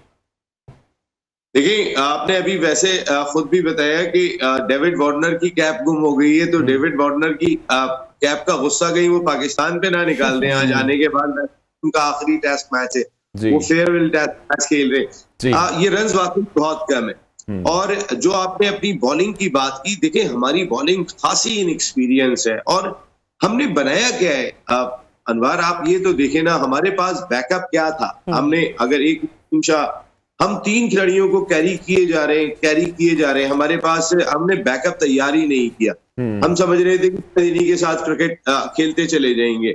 हमने बातों को वो कॉन्फिडेंस ही नहीं दिया। देखिए ना, आपके ऐसा नहीं है कि पोटेंशियल नहीं है। खुर्रम शहजाद अचानक ऑल ऑफ द सडन वो पाकिस्तान टीम में आ जाते हैं। वो बेहतर बॉलिंग करके गए थे, अनफॉर्चुनेट था वो अनफिट हो गए। देन आमिर जमाल एफर्ट करते हुए दिखाई दिए, लेकिन क्या आपने उन्हें पैचेस में मौका दिया? नहीं दिया। आप 3 फास्ट बॉलर खेल रहे थे, उनमें से 2 अनफिट हो गए क्रूशियल मौके पे, जब आपको जरूरत थी, जब बहुत ज्यादा जरूरत थी, वहां वो अनफिट हो गए। तो हमें अपने वर्कलोड मैनेजमेंट के डिपार्टमेंट को जरा गौर करना होगा। हमने किस जगह पे किसको यूटिलाइज करना है, कौन बेहतर हो सकता है। देखिए ना, शाहीन शाह अफरीदी को मिस करेगी पाकिस्तान टीम, और अगर हम उनको आराम तो ये उनके साथ भी ज्यादती है। 100 ओवर्स करके आ रहे हैं वो। क्यों 100 ओवर्स कर रहे हैं वो? क्यों? क्योंकि हमारे पास ऐसे कोई बॉलर नहीं थे कि हमें आउट जी हमें फिक्र भी आउट करने की। लेकिन नसीम साहब, ये जो बयानात का सिलसिला एक हमने देख रहे हैं शुरू हुआ है, हफीज ये कहकर आए थे कि हम सीरीज ड्रॉ नहीं करेंगे, हम सीरीज यहां पर मैच जीतने आए हैं। उसके बाद शाहीन को भी हमने देखा जिस तरह की स्टेटमेंट उन्होंने दी कि वो डेविड वार्नर को उनका जो आखिरी टेस्ट है वो यादगार बनाने नहीं देंगे। तो परफॉर्मेंस से ज्यादा ये जो बयानात हैं इन पर फोकस पाकिस्तानी टीम का क्यों हो गया है? अब ये थोड़ी सी होता है वैसे, मीडिया वॉर चलती है, उसमें कहीं ना कहीं दोनों साइड्स के प्लेयर्स को एक दूसरे को दावे करते हुए दिखाई देते हैं, कुछ चैलेंज करते हुए दिखाई देते हैं। लेकिन अगर शाहीन शाह अफरीदी कह रहे हैं कि उनका फेयरवेल टेस्ट अच्छा नहीं होने देंगे तो वो क्या बाहर बैठ के आउट करेंगे? तो स्टेटमेंट देने की जरूरत ही नहीं थी। अगर आपके बारे में एक तासुर ये पाया जा सकता था कि आपको रेस्ट दिया जा सकता है तो ना देते स्टेटमेंट। देखिए, ऐसे मौके पे स्टेटमेंट ना दें, ये मजाक भी ना बने आपका। वो भी मेरे ख्याल में ज्यादा बेहतर होगा कि आप देखभाल के बात करें, अच्छी बात करें, चैलेंज जरूर करें। ये मॉडर्न डे क्रिकेट का तकाजा है। ऑस्ट्रेलियंस भी चैलेंज करते हैं, आप भी चैलेंज करें, ये ठीक है, ये चलता है। लेकिन आपकी बात बिल्कुल ठीक है कि जरा सोच समझ के जरूर बात करनी चाहिए और जुबानी बात नहीं होनी चाहिए। देखिए, 2-3 फैक्टर्स हमारी क्रिकेट के बहुत हो रहे हैं, इन पे बहुत फोकस करने की जरूरत है। एक, लड़ने वाले खिलाड़ी देखिए नहीं नजर आ रहे। आप जरा देखें तो सही ना कि आपका कोई एक बैटर ऐसा लास्ट मैच आपको याद हो, चाहे टेस्ट हो, आपने कंबाइन एफर्ट से फतह हासिल की, लेकिन जो एक कोई खिलाड़ी का एलिमेंट है कि हाँ जी वो 150 रन करता है, वो खड़ा हो सकता है, वो फंस सकता है, ऐसा कई मरतबा देखिए ना। यूनुस खान ने का वर्ल्ड रिकॉर्ड ये है, हमारा ही बैटर है कि जिसने 4th इनिंग के अंदर 5 सेंचुरियां स्कोर की 4th इनिंग में। दूसरे नंबर पे रिकी पॉन्टिंग है जिनकी 3 है। 4th इनिंग सबसे डिफिकल्ट होती है। मैंने कहा बैटर्स हम मिस कर रहे हैं क्योंकि वो जो लड़ा करते थे, गेंदें अपनी बॉडी पे भी खा रहे हैं, तेज तेज बॉलिंग, हमारी बॉडी पे गेंद हुई, हमारा बल्ला चला जाता है फौरन अपने आप को बचाने के लिए, बिल्कुल वहां पे नहीं जाता। पैट कमिंस को देखें, वो बैटिंग कर रहे होते, अपनी बॉडी पे गेंद खा रहे होते। नसीम साहब, ये पे क्वेश्चन मेरा ले लीजिए। हम देख रहे हैं कि इस वक्त ना एडी चोटी का जोर लगाया हुआ है पैट कमिंस ने भी कि किसी भी तरीके से उन्होंने बाबर के फेस पर स्माइल नहीं आने देनी। उसको कहते हैं ना कि 36 का आंकड़ा है, ये टर्म भी अगर हम यूज कर लें दोनों के लिए तो बहुत अच्छे। मतलब दोनों ऐसा लगता है आपस में कोई मैच खेल रहे हैं। मतलब ये कि पैट कमिंस इतनी स्टडी करके आए हैं कि उन्होंने बाबर को किस तरीके से आउट करना है, तो बाबर जब से उनके साथ मैच खेल रहे हैं वो अभी तक उनकी वेरिएशंस को, उनकी स्किल्स को स्टडी क्यों नहीं कर सके? मेरे ख्याल बाबर ना पैट कमिंस को छोड़ के अपने ऊपर फोकस करें क्योंकि वो बाबर आजम है और बाबर आजम आउट हो रहे हैं बार बार पैट कमिंस से और सिमिलर स्टाइल से वो ज्यादा आउट हुए, वो जाते हैं और नजर आ जाता है और उसपे वो बोल्ड हो जाते हैं। बाबर आजम मेरे ख्याल खुद किस फ्रेम ऑफ माइंड में ये जरूर देखना चाहिए। देखिए, बाबर आजम जैसा स्टार जरिया बार बार नहीं आता, उनको बहुत बचा के रखना है, बहुत संभाल के रखना है। इस वजह से संभाल के रखना है कि और क्योंकि वो परफॉर्म करने की सलाहियत रखते हैं, वो माजी में ऐसा परफॉर्म कर चुके हैं। हमारे मुल्क में जब कोई कप्तानी से हटता है तो वो एक फेम देख के आ रहा होता है, वो जो अथॉरिटी देख के आ रहा होता है, उसके बाद थोड़ा सा मुश्किल होता है। फिर वो जो लोग बाबर आजम के साथ चल रहे थे, फिर उन्हीं के हमने इख्तिलाफात भी देखे। हालांकि आपको याद होगा एशिया कप से पहले बाबर आजम कह रहे थे मुझे पता है वर्ल्ड कप में मेरे 16 कौन से होंगे। फिर हमने अफगानिस्तान के मैच के बाद देखा कि बाबर आजम के अगर आप कंधे पे हाथ रख दें तो वो रो देंगे। वो ये कहते हुए दिखाई दिए कि ग्राउंड में मेरे फील्डर्स जान ही नहीं मार रहे। जब कोई ये बात कहने पे आ जाए, फिर उसके बाद अगर आप ग्राउंड में भी देखेंगे तो फिर वो जो एक याराना लगता था, दोस्ती लगती थी, वो माहौल तो अब दोबारा उन तीनों में दिखाई नहीं देता। एक देखिए, वहां पे 2 लोगों की होप थी कि वो कप्तान बनेंगे। एक T20 का कप्तान बन गया, एक नहीं बन सका, जिन्होंने शानदार बैटिंग की, 88 रन बनाए। लेकिन वो फ्रेंडशिप डेवलप हो गई थी और ये बनती रही है माजी में और ये टूटती रही है। ये पाकिस्तान क्रिकेट की तारीख है। बाबर आजम को इस फ्रेम ऑफ माइंड से निकलना होगा। अगर इसके लिए वो थोड़ा रेस्ट भी ले सकते हैं तो ले लें। सबको पता है वो बहुत स्ट्रॉन्ग कमबैक करने की सलाहियत रखते हैं और ये PSL उनके लिए बहुत इंपॉर्टेंट होगा जो उनके कॉन्फिडेंस से जो है वो दोबारा बूस्ट कर जाएगा। ठीक है नसीम साहब, एक लास्ट कमेंट आपका मैं चाहूंगा पाकिस्तान क्रिकेट बोर्ड के स्ट्रक्चर को लेकर थोड़ा सा, कि जब से हम देख रहे हैं पीसीबी चेयरमैनशिप जो सीट एक सियासी हुई है, पाकिस्तानी टीम की कारकर्दगी में भी फिर बेहतरी देखने में नहीं आई है, मुसलसल डाउनफॉल का हम शिकार हैं। पीसीबी के ओवरऑल स्ट्रक्चर को आप इस वक्त किस तरह से देख रहे हैं? फिर जो तैनातियां हो रही हैं गैर मुल्की कोचेस को हमने अब उनसे मेरे ख्याल किनारा कश हो रहे हैं, और जो मुल्की प्लेयर्स हैं उनकी खिदमात लेने जा रहे हैं, इन तब्दीलियों को किस तरह देख रहे हैं? देखिए हमारे कोचेस, बाहर के कोचेस, ये एक अजीब सी बहस है अनवार साहब, समझ में नहीं आई। ये ग्राउंड में प्लेयर्स ने खेलने, और जब का एका होता है, प्लेयर्स एक पेज पर होते हैं, तो हमारी टीम हमेशा खेलती है। ये कोचेस की बात से मैं इतना ज्यादा मुत्तफिक नहीं हूँ। फॉरेन कोचेस होते हैं, उनका कोई बहुत ज्यादा इंटरेस्ट नहीं होता, लेकिन जब वो आते हैं तो फिर वो खिलाड़ियों के रंग में रंग जाते हैं। वो बिल्कुल जैसे खिलाड़ी कर रहे होते हैं वो वैसे ही कर रहे होते हैं। बोर्ड के साथ जहां तक आपने बात की है, कल तो उन्हें परमिशन मिली है कि अब वो मीडिया राइट्स बेच सकते हैं पाकिस्तान सुपर लीग के, वरना उनको ये तक परमिशन तो है नहीं। उन्हें ये कहा गया है कि आपने रोजमर्रा के उमूर को जो है वो देखना है, इससे ज्यादा तो उनके पास परमिशन ही नहीं है। इसके ये एक अच्छा बात है कि वो मुशीर भी लगा सकते हैं 8 लाख रुपए के, वो डायरेक्टर ऑफ क्रिकेट भी लगा सकते हैं, वो चेयरमैन सिलेक्शन कमेटी उनको लगा सकते हैं, कि जो वजीर भी हैं हमारे बहुत अच्छे दोस्त हैं, लेकिन एक आदमी 2-2 3-3 ओहदे संभाल के काम कर रहे होते हैं, तो वो लगा सकते हैं, अच्छे पैसों में लगा सकते हैं। हालांकि उनको कहा गया है कि आपने डेली वेजेस के लिहाज से आपने जो है वो काम करना है या काम देना है। आपको पता है कितनी परमिशन, कितने इंपॉर्टेंट राइट हैं, जरा अनवार साहब आपको पता है पाकिस्तान के अरबों रुपए के राइट, बिल्कुल, और अगर उसके लिए भी परमिशन नहीं हो रही है, या भरोसा नहीं किया जा रहा है, या एतमाद नहीं किया जा रहा है, तो फिर इस तरह पाकिस्तान क्रिकेट नहीं चल सकती। अगर आपने जिम्मेदारी है तो एतमाद भी करें।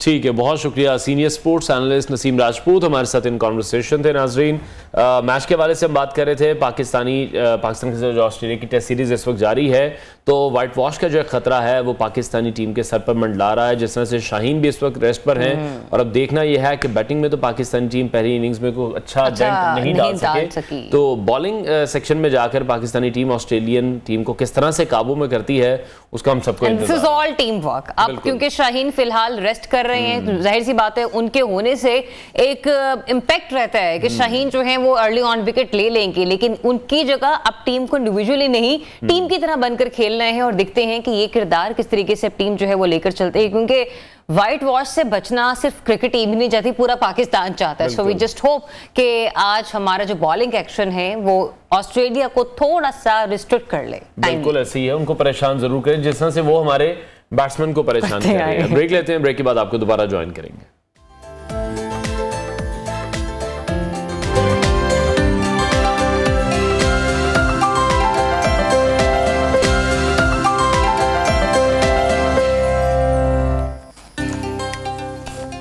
Welcome back once again. तो जनाब, सर्दी की शिद्दत में इजाफा होता चला जा रहा है, और सर्दी बढ़ती में सबकी कोशिश ये होती है कि तो घर में बिजली आती रहे, ताकि जो गीजर्स हैं, जो इलेक्ट्रिक बाकी हीटर्स हैं वो चलते रहें, क्योंकि गैस तो हमारे यहाँ आने का नाम ही नहीं ले रही। लेकिन ऐसे में हम ये देख रहे हैं कि एनर्जी सेक्टर में चाहे गैस हो चाहे बिजली हो, लोगों की जिंदगी बड़ी मुतासिर हो रही है। स्पेशली अगर हम लाहौर के वाले से बात करें तो यहाँ पर शदीद धुंध से ट्रांसमिशन सिस्टम जो है वो बुरी तरह से मुतासिर हो रहा है, और जरा ये बताते हैं कि पानी की कमी के बायस हाइडल बिजली की पैदावार में खासी कमी हुई है, जबकि महंगर पावर प्लांट्स भी बंद हो चुके हैं। बिल्कुल, और डिस्कोस को तलब से कई गुना कम बिजली भी फराहम की जा रही है। गुड्डू पावर प्लांट की खराबी के बायस बिजली सिस्टम में न आने, मुख्तलिफ पावर हाउसेस में इस वक्त मरम्मती काम भी जारी हैं, ईंधन की कमी भी है, जिसके बायस मुल्क भर में बिजली की पैदावार और तलब के मुकाबले में आधी रह चुकी है, जिसकी वजह से मुख्तलिफ शहरों में सर्दियों में, ये मैं स्पेसिफिकली यहाँ पर मेंशन इसलिए कर रहा हूँ क्योंकि सर्दियों में हम देखते हैं कि एसीज का इस्तेमाल नहीं होता, पंखों का इस्तेमाल नहीं किया जाता, और सर्दियों में अब 6 से 12 घंटे तक की लोड शेडिंग की जा रही है। बिजली और सुई गैस की लोड शेडिंग में इजाफा किया गया है, जिससे घरों के चूल्हे भी ठंडे हो चुके हैं, जो कि महंगे दामों एलपीजी सिलेंडर गैस खरीद कर इस्तेमाल करने पर मजबूर हो चुके हैं। जहां लोगों की बड़ी तादाद ने होटल से खाना मंगवाना मामूल बना लिया है, तो ये हालात हैं कि अभी सर्दियों में हम देख रहे हैं कि बिजली हमें मैसर नहीं है, और तो गर्मियों में फिर क्या हालात होंगे? ऐसे ही और अनवार ठंड इतनी है कि आपने अगर शॉवर लेना है, बाथ लेना है, मुंह हाथ धोना है, वुजू करना है, पहले होता था कि आप गैस पे रिलाई कर रहे होते थे, आप गैस वाला गीजर यूज कर लेते थे। अब इलेक्ट्रिक गीजर भी आपका काम नहीं कर रहा है, ठीक है, गैस भी नहीं आपकी, क्योंकि बिजली नहीं आ रही है। और जाहिर सी बात है कि वो क्या कहते हैं आलात हैं जो कि सोलर पर तो चल सकते हैं, लेकिन यूपीएस इनको इजीली नहीं कर सकता। और सोलर इस्तेमाल करने वाली जो आवाम है उसकी तादाद अभी बहुत ही ज्यादा कम है। बिल्कुल। अच्छा, थोड़े दिन पहले हमने एक खबर शेयर की थी अपने प्रोग्राम में, जो कि हमारे लिए भी हैरानकुन थी कि पाकिस्तान सर्दियों में ज्यादा बिजली पैदा करता है, इसलिए जो फालतू बिजली है जो कि 1000 मेगावाट तक होती है, उसको बेचने के लिए सेंट्रल एशिया की रियासतों से मुज़ाकरात भी किए जा रहे थे। ये खबर भी सामने आई थी कि हम बिजली एक्सपोर्ट करना शुरू कर देंगे, क्योंकि हमारे जो ट्रांसमिशन लाइन है वो तो उसका लोड और बर्डन नहीं उठा सकते हैं। तो ये खबर भी अब हमें, जिस तरह आप कह रही प्रैंक है, मजाक ही लग रहा है। इसी हवाले से मजीद बात करेंगे। हमारे कॉरेस्पॉन्डेंट अब्दुल वहाब ने भी हमें ज्वाइन किया, energy expert engineer Asad Mahmood ने भी ज्वाइन किया है, उनसे भी इस हवाले से बात करेंगे। वहाब से पहले डिटेल्स ले लेते हैं कि लोड शेडिंग कौन से इलाकों में हो रही है और कितने घंटे की लोड शेडिंग की जा रही है। वहाब बताइएगा, कौन कौन से इलाके इसकी जद में हैं, कितने घंटे की लोड शेडिंग हो रही है इस वक्त लाहौर में? अनवार, मैं अगर बात करूँ बिजली की लोड शेडिंग की, तो बिजली जो है वो हर 1 घंटे के बाद जो है वो लाहौर के मुख्तलिफ इलाकों में जो है वो आ रही है, और हर 1 घंटे बाद जो है वो बिजली चली जाती है। अगर बात करें तो कुछ ही देर कबल जो है वो अभी लाइट आई थी, और अब फिर जो है वो लाहौर के मुख्तलिफ इलाके जो है वो इस वक्त अंधेरे में डूब चुके हैं। चूँकि एक तरफ सूरज भी नहीं निकल रहा लाहौर शहर के अंदर अगर बात करें तो सूरज ना निकलने की वजह से सर्दी भी ज़्यादा है, और लोगों के लिए जो है वो एक बड़ी परेशानी है कि गैस भी नहीं आती।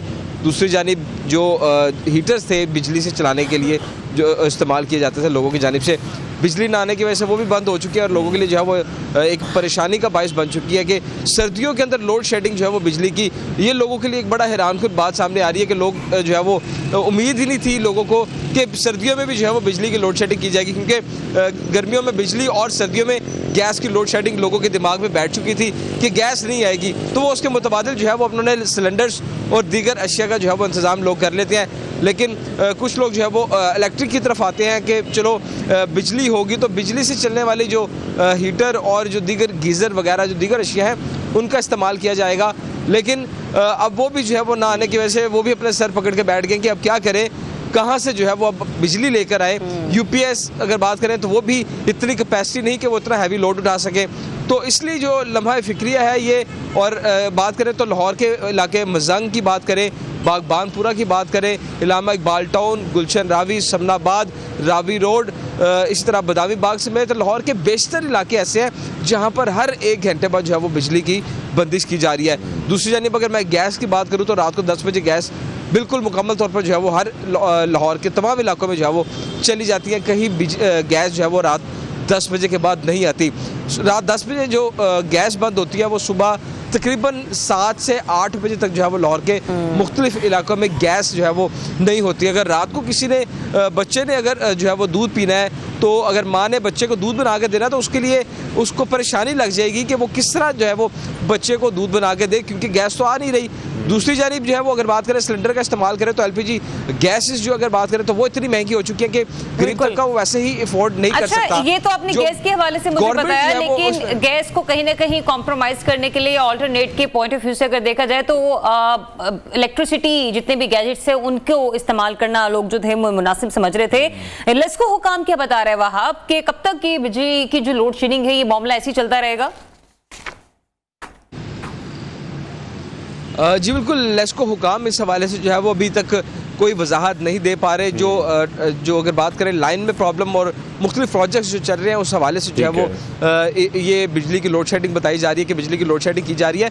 लेकिन ये बिजली की लोड शेडिंग का जो एक बम है ये अवाम पर गिर गया है और अवाम जो है वो इस बम के तले दब चुकी है। और लाहौर जो है वो अगर बात करें तो रात के वक्त भी जब लाहौर शहर के अंदर जो है वो ना तो बिजली के ज़्यादा इस्तेमाल किया जा रहा है, ना एसी चल रहे हैं, ना पंखे चल रहे हैं। कंज्यूमिंग जो है वो इसकी बहुत ज़्यादा बिजली की कम हो चुकी है। लेकिन उसके बावजूद शाम का वक्त होता है और रोशनी जो है वो लाहौर शहर के अंदर से मांद पड़ जाती है, अंधेरे में डूब जाता है लाहौर, बिल्कुल ब्लैक हो जाता है। वहां आप हमारे साथ ही मौजूद रहिएगा। Energy expert engineer Asad Mahmood ने भी हमें ज्वाइन किया, उनसे इस हवाले से मजीद बात करेंगे। असद, बहुत शुक्रिया आपके वक्त के लिए। गुड्डू पावर प्लांट में तकनीकी खराबी किस तरह से पैदा हुई है और अभी तक ये ठीक क्यों नहीं हो पा रही है? अच्छा देखें, हर चीज़ का एक SOP होता है। नॉर्मली जब भी कोई इस तरह की मेल फंक्शनिंग आती है तो एक ख़ास मखसूस आवर्स में उसको रिपोर्ट करना होता है, टेक्निकल नौइयत की चीज़ें होती हैं और इसी तरीके से एक ख़ास दौरानिया होता है दिनों का जिसमें डिटेल्ड जो है ना रिपोर्ट्स को सबमिट किया जाता है। एक SOP बाकायदा NTDC का बना हुआ है जिसके तहत मामलात को लेकर चलना। हाँ, लेकिन इसमें कोई दो राय नहीं है कि गुड्डू और मुजफ्फरगढ़ के जो ग्रिड्स हैं वो ज़रा they need revamping and upgradation. इसके अलावा जी हम इंटरनेशनल फाइनेंसिंग लेके बाकी ग्रिड स्टेशंस तो लगाते जा रहे हैं, बट ये है कि जो इश्यूज ये वाले हैं ख़ास तौर पे जो कहा जाता है कि फॉग की वजह से ये मामलात जो हैं वो पेश आ रहे हैं बहुत सी जगहों पे ग्रिड्स में, तो इसमें मल्टीपल फैक्टर्स ऐड इन होते हैं। क्लाइमेट रिजिलियंट ग्रिड्स की जब हम बात करते हैं तो जो RTV डिस्क कोटेड इंसुलेटर्स हैं ये मीलों दूर भी नहीं चल सकते कि ऐसे इंसुलेटर्स जो कि आपकी फॉग में आपको पता है सैचुरेशन वाटर की ज़्यादा हो रहती है कंडेंसेशन की वजह से, तो वो इंसुलेटर जो है ना वो भी आपके गैर फाल होते हैं जिसकी वजह से पूरे सर्किट को बचाने के लिए जो है वो ट्रिपिंग की तरफ मामला चले जाते हैं। तो इंफ्रास्ट्रक्चर में क्लाइमेट रिजिलियंट इंटीग्रेशन, उनका फीचर्स को ऐड ऑन होना, ये चीज़ें बाकी दुनिया में भी होती हैं, लेकिन कितने किलोमीटर तक इसको लेके जाया जा सकता है, कॉस्ट इकनॉमिक्स क्या हमें इस हवाले से जो है वो अंदिया देती है, ये सारे मामलात थोड़ा सा टेक्नो इकनॉमिक एनालिसिस के बाद सामने आते हैं। लेकिन हाँ, जो दूसरी आप बात कर रहे थे कि सरप्लस इलेक्ट्रिसिटी की कि हम देंगे, वो होता है रीजनल ग्रिड्स जब होते हैं आपके, जिस तरह यूरोपियन यूनियन के आपस में एक मुल्क में डिमांड कम है तो दूसरी साइड पे चली जाती है उसकी सरप्लस जनरेशन। तो हम अभी रीजनल कंट्रीज़ के साथ उस तरीके से इलेक्ट्रिसिटी ट्रेड के अंदर एक्सपोर्ट के हद तक या इंफ्रास्ट्रक्चर की हद तक प्लान्स में तो डिस्कस कर रहे थे। सार्क एनर्जी सेंटर के भी कुछ इनिशिएटिव्स थे, लेकिन हमारे वो उस तरीके से उन पर अमल दरामद ड्यू टू डिफरेंट रीजन्स वजूहात की बना पे नहीं हो सका। तो इस वजह से हम अक्सर सरप्लस जनरेशन होते हुए भी उसका इस्तेमाल या बैलेंस ग्रिड को रखना होता है तो वो नहीं कर पा रहे होते हैं। ठीक है, असद महमूद आप हमारे साथ ही रहेगा। जरा अब्दुल वहाब से लास्टली कमेंट में लेना चाहती हूँ। वहाब ये बताएगा कि जब गैस भी नहीं है और बिजली की भी लोड शेडिंग हद से ज़्यादा हो रही है तो लोग इस वक्त अपना गुजर बसर कैसे कर रहे हैं? LPG की कीमतें या फिर मार्केट में से सिचुएशन आपको क्या नज़र आ रही है? सिलेंडर्स के पॉइंट ऑफ व्यू से मैं बात कर रही हूँ। अगर सिलेंडर की बात करूं तो सिलेंडर की जो गैस उसमें डलवाई जाती है उनकी कीमतें इतनी ज़्यादा हैं कि गरीब तबका या तो बिल अफोर्ड कर ले, क्योंकि अगर बात करें तो गैस ना आने के बावजूद जो है वो लोगों को बिल तो अदा करना ही है। ये सिलेंडर का एक इजाफी बोझ है कि वो उन्हें जो है वो एक एक्स्ट्रा पे करना पड़ेगा और फिर ये सहूलत हासिल करनी पड़ेगी। या तो गैस ना आने पर बिल भी लोगों को ना आए तो फिर लोग जो है वो अपने पैसे जो है वो सिलेंडर गैस के इस्तेमाल करें और अपनी ज़रूरत जो है वो उसको पूरी कर लें। लेकिन दूसरी जानब अगर बात करें तो दूसरा कोयला या जो लकड़ी का इस्तेमाल किया जाता है खाना बनाने के लिए वो भी इस वक्त महंगी हो चुकी है। गरीब तबके के लिए जो है वो भी ख़रीदना इंतहाई मुश्किल है। मतलब कितनी रोज़ाना वो है वो लकड़ी इस्तेमाल करे या कोयले को इस्तेमाल करे। अगर बात करें तो कोयला भी जो है वो इस वक्त 130 रुपये किलो पर पहुंच चुका है और ये 130 रुपये किलो है। अगर खाना बनाना है उसके लिए लकड़ी या कोयला इस्तेमाल करना है तो वो 1 किलो तो जो है वो उसके लिए इस्तेमाल नहीं होगा बल्कि ज़्यादा होगा। अगर वो डेली के 500 की लकड़ी या कोयला इस्तेमाल करता है तो इसका मतलब है कि उसकी आमदन भी अच्छी होनी चाहिए, जिसमें वो 1 महीने के अंदर जो है वो कम बेश 15,000 रुपये का जो है वो लकड़ी या कोयले को इस्तेमाल करे। तो इसी तरह अगर गैस के हवाले से बात करें तो हर चीज़ जो है वो इस वक्त आवाम की गरीब। ठीक है, बहुत शुक्रिया। हमारे कॉरेस्पॉन्डेंट अब्दुल वहाब हमें अपडेट कर रहे थे। एनर्जी एक्सपर्ट महमूद हमारे साथ मौजूद हैं। असद, आपसे ये जानना चाहेंगे तो फिर क्या हमारा जो ये निज़ाम है बिजली का यही दुरुस्त नहीं है? बहुत एक्सट्रीम वेदर है बाकी मुल्कों का भी, वहाँ पर तो हम इस तरह के मसाइल नहीं सुनते हैं। फिर पाकिस्तान में हम देखते हैं कि लाइन लॉसेस का जब शिकार होते हैं हम लोग तो वो सारा बर्डन भी आवाम पर ही मुंतकिल किया जाता है। हाँ, ये एक सैड स्टोरी है और जिससे मैंने आपको मल्टीपल फैक्टर्स कहे थे तो उनमें से एक ये भी था कि इन दिनों में रूटीन मेंटेनेंस भी हो रही होती है आपके ग्रिड्स की, लाइंस की, और साथ में जो आपका टैरिफ स्ट्रक्चर अगर मैं समझता हूँ कि अगर अप्रोप्रिएट किया जाए, बिजली के रेट्स को मुनासिब रखा जाए तो बहुत से लोग गैस से जो है वो जो इम्पोर्ट होती है वो अपनी शिफ्टिंग करेंगे टुवर्ड्स इलेक्ट्रिसिटी। और ये जो एक बात की जाती है कि डिमांड कम हो गई है, वो असल में डिमांड कर्टेल्ड डिमांड है। क्योंकि उसको अगर आप इंडस्ट्री को फ़रोग दें, अगर आप उसमें स्पेशल टैरिफ स्ट्रक्चर्स दें उनको, तो आपकी डिमांड पावर प्लांट्स के ऊपर वो ट्रिगर होगी और उसके लिए एक इक्वल बेनिफिट मिलेगा डोमेस्टिक कंज्यूमर को भी। उन्हीं पावर प्लांट से इलेक्ट्रॉन्स इंडस्ट्री में जाएंगे, उन्हीं से डोमेस्टिक कंज्यूमर के पास। तो इट्स इंटीग्रेटेड अप्रोच की ज़रूरत है हमें अपने इंडस्ट्री को इंडस्ट्रियल बेस को बढ़ाने की ज़रूरत है, क्योंकि दुनिया में ये वाहिद मुल्क है जहाँ पर डोमेस्टिक लोड इलेक्ट्रिसिटी 50% से ज़्यादा इलेक्ट्रिसिटी डोमेस्टिक सेक्टर में जा रही है, जबकि बाकी कंट्रीज़ में 50% से ज़्यादा जो डेवलप्ड कंट्रीज़ हैं उसमें वो जा रही होती है आपके इंडस्ट्रियल सेक्टर के अंदर। तो हमें थोड़े से अपनी इक्वेशंस को बैलेंस करने की भी ज़रूरत है। अच्छे टैरिफ स्ट्रक्चर आएँ जो कि एक आम इंसान को उसकी जेब को सामने रखते हुए उसको इस काबिल करें कि वो एक सहल ज़िंदगी गुजार सके। एक एनर्जी पॉवर्टी की इस्तिलाह कॉमन होती जा रही है कि जी। अच्छा, असद में मुझे ये भी बताएगा कि कुछ दिन पहले हमने देखा ना कि बिजली का जो ट्रांसमिशन सिस्टम है उसको थोड़ा सा बेहतर करने के लिए कर्जा भी फ्राहम किया जा रहा है। अगर वो कर्जा हमें मिल जाता तो आपको लगता है कि हम ये सिस्टम को ठीक कर पाएंगे, वो इंफ्रास्ट्रक्चर जो है वो बेहतर तरीके से परफॉर्म कर पाएगा फिर आने वाले वक्तों में? देखें, ये सिर्फ वो पीस मील्स में काम नहीं हो सकता अगर पूरा, क्योंकि ये सारी चीज़ें इंटरकनेक्टेड होती हैं। आपकी NTDC का ग्रिड, डिस्कोस के ग्रिड आपस में इनकी कम्युनिकेशन सिस्टम्स जो हैं, फॉर एग्जांपल मैं डिफरेंट एस्पेक्ट्स को देखना पड़ता है और उसकी फिर अल्टीमेटली क्या होगा, जितना आप इंप्रूव करेंगे ग्रिड को कर्जे लेके करें, क्योंकि आपके पास अपने ज़राए तो नहीं रहे, लेकिन जब आप वो लेके करेंगे तो प्राइस किसको ट्रांसफ़र की जाएगी? आपको पता है, आपके ऊपर, आम आवाम पे, हम लोगों पे ट्रांसफ़र आएगी उसकी प्राइस। तो हमें ये देखना है कि कहाँ से पकड़ना है पावर सेक्टर के इंफ्रास्ट्रक्चर को बेहतर करने का, लोड डिमांड को जो है ट्रिगर करने का, ताकि ये जो रोज़मर्रा जो अब हर दिन हर चीज़ का बैकअप आम आवाम को ही अगर करना है तो गवर्नमेंट डिपार्टमेंट्स के क्या रोल्स रह जाते हैं, उनको कैसे नए रोल्स डिफाइन करने पड़ेंगे अपने लिए, ये चीज़ें देखने की ज़रूरत है फिर इसमें। ठीक है, तो अगर हम प्रीवियस दौर की बात करें, जनरल परवेज़ मुशर्रफ के दौर की बात करें, हमने देखा कि उस वक्त गैस का कोई बहरान नहीं होता था। उसके बाद से पाकिस्तान में गैस भी ख़त्म होना शुरू हो गई। ये जो पावर के बहरान अब शुरू हो चुके हैं, आपको इन फ्यूचर ख़त्म होते नज़र आ रहे हैं? अगर इसकी पावर जनरेशन से लेके, क्योंकि पूरे इसके जनरेशन, डिस्ट्रीब्यूशन, ट्रांसमिशन, कंजम्पशन, इन सारी चीज़ों को एक ही एंगल से, एक ही पॉलिसी को सामने रखते हुए जो है हमें बैलेंस करना पड़ेगा, तो डेफिनेटली कंट्रोल किया जा सकता है। बट ये है कि अभी सूरत हाल ये है कि पहले वो कहते हैं ना कि भूखे को पहले रोटी मिलेगी तो वो उसके मुताबिक मैनेज करेगा, या अपनी रोटी, अगर आपको पूरी एनर्जी मिल ही नहीं रही तो क्या उसमें से जो है वो एक कहावत आती है ना कि नंगा नहाएगा क्या, नचोड़ेगा क्या। तो दैट इज समथिंग के अगर आपको पूरी फैसिलिटी नहीं मिल रही और आपको एक्सेस ही नहीं है आपके राइट्स की, तो how you are going to manage the things. So अवाम से एक्सपेक्ट, अवाम इज समथिंग एक जो frustration level is very high. Like I got stuck up in the elevator. GB में फॉर एग्जांपल बात करें तो 4 घंटे के लिए बिजली आती है, 2 घंटे सुबह, 2 घंटे शाम में, और बाकी सारा आप ये देखेंगे इसके और भी कंसिक्वेंसेज हैं। हमें डीजल जनरेटर चलाने पड़े इंडस्ट्रियों में, आपके टीवी स्टेशन के अंदर, आपके ATMs के ऊपर, आपके होटल्स में, तो उसका क्या इम्पैक्ट आता है इकोनॉमी पे, क्योंकि अल्टीमेटली तो आप इंपोर्ट कर रहे हैं फ्यूल को।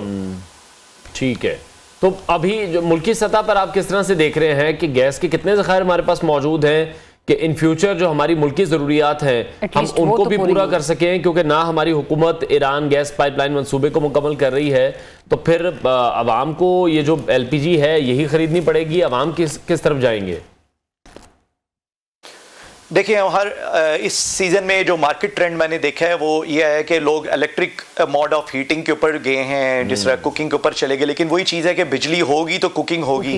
इसी तरीके से इलेक्ट्रिक गीज़र्स की बात करें तो उसमें ऐसे गीज़र्स फिर ले बंदा जहाँ पर 12-12 घंटे पानी गर्म रहे, क्योंकि बहुत इनएफिशिएंट होंगे, तो हमें पैसिव मेजर्स, एफिशिएंसी को इंट्रोड्यूस करना पड़ेगा, ताकि लोग जो हैं वो अपने रहन सहन के तरीके, अपनी जो भी हालात गवर्नमेंट के हैं, हमने रहना इसी मुल्क में है, तो we need to facilitate government as well, but but we should be very clear और बड़ी क्लियर पॉलिसी स्टांस आना चाहिए गवर्नमेंट की तरफ से कि आवाम को क्या करना चाहिए उनको सपोर्ट करने के लिए without putting a burden on their pockets. आवाम की तरफ तो मुझे यही लग रहा है कि उन्हें पैसिव मेजर्स लेने पड़ेंगे, लेकिन गवर्नमेंट की तरफ से मुझे कोई रिलीफ मिलता हुआ आपको सुनने के बाद नजर नहीं आ रहा। बहुत शुक्रिया आपका असद महमूद, आप हमारे साथ मौजूद थे। और अनवार, मुझे लगता है कि ये बात नहीं बल्कि किसी दिन ना हम लोग एक सेशन रखते हैं, खुद अपनी भी नॉलेज में इजाफा करते हैं, लोगों को भी अगर हम गाइड कर सकें, जैसे सोलर जिन लोगों के घरों में लगे हुए हैं, फिर यूपीएस है कि अगर यूपीएस की बड़ी वोल्टेज की बैटरी हो तो क्या उससे इलेक्ट्रिक जो बाकी चीजें हैं वो यूज हो सकती हैं। मजीद जो अप्लाइंसेज हैं जिसमें हॉट प्लेट आ जाती है जिसमें आप खाना गर्म भी कर सकते हैं, खाना बना भी सकते हैं, फिर इलेक्ट्रिक गीजर जो हैं क्या उसको अगर उसके साथ कनेक्ट कर दिया जाए तो क्या वो आप पानी गर्म इस्तेमाल कर सकते हैं। बहुत बड़ा एक्सपेंस है जो कि लोगों पर मजीद बोझ डालेगा, लेकिन अगर ऐसा पॉसिबल हो सकता है तो वो कितनी लमसम अमाउंट में हो सकता है। कोशिश करेंगे किसी दिन इस पर जरूर बात इसको सबब करने की कोशिश करें। ठीक है, ब्रेक लेते हैं, ब्रेक के बाद आपको दोबारा ज्वाइन करते हैं। Stay tuned.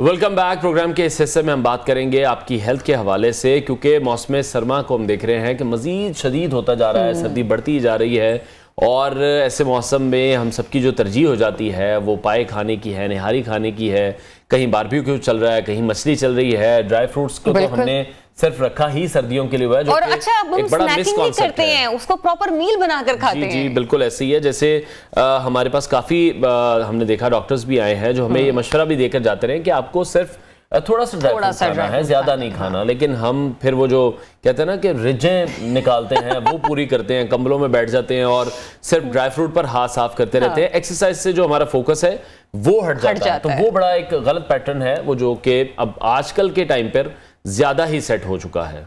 और इसी पर बात करते हैं आज के हम, अगर क्योंकि जो मील आवर्स है ना वो आपके खासी स्क्वीज होकर रह गए हैं, क्योंकि खाना तो आप खाना चाह रहे हैं लेकिन रात इतनी जल्दी हो जाती है या शाम वाली जो आपको फील आना शुरू हो जाती है 4:30 बजे के बाद, उसके बाद आप ये सोचते हैं कि मेरा पहले वाला खाना डाइजेस्ट नहीं हुआ तो मैं रात का खाना किस वक्त खाऊंगी या खाऊंगा, और उसके बाद फिर कंबल से निकलने की शायद ही किसी में हिम्मत होती है। तो वो लोग जो वॉक अपने कंटिन्यू नहीं कर पा रहे हैं वो घर में रहकर किस तरह से हल्की फुल्की एक्सरसाइज परफॉर्म कर सकते हैं, तो कि एटलीस्ट ना भी आपकी सारी कैलोरीज बर्न हो लेकिन जो खाया है वो तो अच्छे तरीके से डाइजेस्ट हो जाए। इस पर हम बात कर लेते हैं। हमें फिटनेस एक्सपर्ट ज्वाइन कर रही हैं जुनैरा मलिक, उन्हें वेलकम करते हैं। अस्सलाम वालेकुम and very good morning Junaira. वालेकुम अस्सलाम, कैसी हैं आप? बिल्कुल ठीक ठाक। सबसे पहले तो ये बताइए कि जो लोग बिल्कुल भी कंटिन्यू नहीं कर पा रहे हैं अपनी डेली रूटीन को इन विंटर सीजन में, उनको जो चिड़चिड़ापन है और बिल्कुल जिसको कहते हैं लेजी हो जाते हैं, लेजी एक पिलो की तरह वो सोफा काउच पे बैठे होते हैं, तो अगर ये एक्सरसाइज आप ना करें नॉर्मल रूटीन में तो इसके कितने साइड इफेक्ट हमें आने वाले सीजन में भुगतने पड़ेंगे? बिल्कुल। अच्छा, ये है कि जो लोग वर्कआउट नहीं करते हैं ना तो उनकी जो बॉडी है वो लेजी हो जाती है। ऐसे ही है। मेन चीज होती है आपकी नींद आपकी पूरी नहीं हो रही है तो आपके मूड स्विंग्स होंगे जी, ठीक है, आपको ओवर ईटिंग की क्रेविंग होगी। नींद ना सबसे मेन चीज होती है फिटनेस में कि आपकी नींद, कि आपने 7-8 घंटे की नींद, जो 8 घंटे भी नहीं, कम से कम 6 घंटे या 7 घंटे आपकी नींद पूरी होना बहुत जरूरी है। लोग क्या कर रहे हैं आजकल के सोशल मीडिया इतना रील्स वगैरह देखते हैं, फिर रात को लेट सोना, फिर लेट उठना, फिर आपकी खाने की रूटीन ना होना, नाश्ता तो स्किप कर देते हैं लोग। मोस्टली बहुत ऐसे लोग होते हैं मेरे अपने क्लाइंट जो नाश्ता नहीं करते हैं कि नोजिया होता है। बिल्कुल। और मैं कहती हूँ नोजिया कैसे हो सकता है? नाश्ता एक बड़ी मेन चीज है आपकी, जब आप सो के उठते हैं तो नहीं करना चाहिए नाश्ता। कहते हैं ना कि शहजादों की तरह नाश्ता करो और वजीरों की तरह अपने लंच करना है, गरीबों की तरह आप खाना खाओ। ये हिकमत जो है ना, ये बिल्कुल अगर हम अप्लाई करें ना, हम कभी मोटे नहीं हो सकते हैं। और आज का जो इतना डिप्रेशन हो रहा है, लेजी हो रहे हैं लोग, मूड स्विंग्स हो रहे हैं, चिड़चिड़े हो रहे हैं, उसकी वजह ये है कि शिकार हो रहे हैं। बिल्कुल वो ये है कि नींद पूरी नहीं हो रही है, नाश्ता नहीं कर रहे हैं और मील्स अपने टाइम पे नहीं ले रहे हैं, उसके साथ साथ वर्कआउट नहीं हो रहा। गर्मियों में तो वैसे ही नहीं निकलते कि गर्मी बहुत है भाई आज एसी से बाहर नहीं निकलना। तो जब सर्दियां आ जाती हैं कि चलो अब आप वर्कआउट, वो नहीं होती है, उसमें ये होता है कि ठंड लग रही है, बैक की पेन निकल आई है। आप जब तक वर्कआउट नहीं करेंगे, बाहर नहीं निकलेंगे, चले बाहर मत जाएं, घर में बैठ के आप बड़े अच्छे तरीके से वर्कआउट कर सकते हैं, इवन के जॉगिंग कर सकते हैं। लोग कहते हैं ना कि अब मैं कहूंगी अपने क्लाइंट को आपने जॉगिंग करनी है, पहले सोचेगा यार सर्दी इतनी है, अब मैं ट्रैक पर जाऊंगा, मैं कैसे करूंगा? तो उसका ऑल्टरनेट और बड़ा इजी चीजें हैं कि आप एक जगह पे खड़े होके जॉगिंग कर सकते हैं 40 सेकेंड्स, 20 मिनट्स, 10 मिनट्स, कम से कम अपने लिए थोड़ा टाइम निकालें। और जो लोग अपने लिए टाइम निकालते हैं वो कभी मोटे नहीं हो सकते, वो कभी डिप्रेशन में नहीं जा सकते, वो कभी अनहेल्दी नहीं हो सकते। बिल्कुल ऐसे। अच्छा, जो सारे पॉइंट्स हैं ज़ुनैरा के वो बड़े जबरदस्त हैं, क्योंकि यही सब हम देख रहे हैं हमारे इर्द गिर्द के जो लोग हैं वो फेस कर रहे हैं। फेस कर रहे हैं, बिल्कुल। ना हम मोटे हुए हैं, ना हम किसी डिप्रेशन में हैं, ना हम अनहेल्दी हैं। हमारी वर्जिशें चल रही है, अल्लाह का बड़ा शुक्र है। मुझे लगता है कि आप लोग अपनी फिटनेस का बहुत ख्याल रखते हैं, माशाल्लाह, काफी फिट हैं। रखना पड़ता है, क्योंकि अगर आप स्क्रीन पर आ रहे हैं और आप लोगों को फिटनेस के बारे में बता रहे हो, वेरी नाइस, तो वो मेरा ख्याल है बिग क्वेश्चन, बिल्कुल ऐसी। तो ज़ुनैरा, कौन सी ऐसी एक्सरसाइजेज हैं जो फिर लोग घर पर कर सकते हैं? खवातीन के साथ साथ अब हम देख रहे हैं कि मर्द हजरात भी उनका इस सर्दी में जिम जाना अब कम हो गया है। अच्छा, अगर आप वर्कआउट करने के शौकीन नहीं हैं, और मोस्टली बहुत से लोग हैं जो शौकीन ही नहीं है, जिनको लगता है कि स्कूल है और हमें जाना मुश्किल है, और ऐसे बहुत से क्लाइंट मेरे पास में ही नहीं है ये। बिल्कुल। अच्छा, मेरे बहुत से ऐसे क्लाइंट हैं जिनके हस्बैंड कहते हैं वाइफ को कि तुम पतली हो, तो उसी डिप्रेशन में जिम आती है कि पतला होना है। शौक नहीं है पर पतला होना है। जब तक किसी चीज में शौक नहीं होगा ना, आप उस चीज तक नहीं पहुंच सकते। आप बेशक कोई वर्कआउट ना करें, आप मैनुअल वर्कआउट्स करें या फिर कार्डियो कर लें।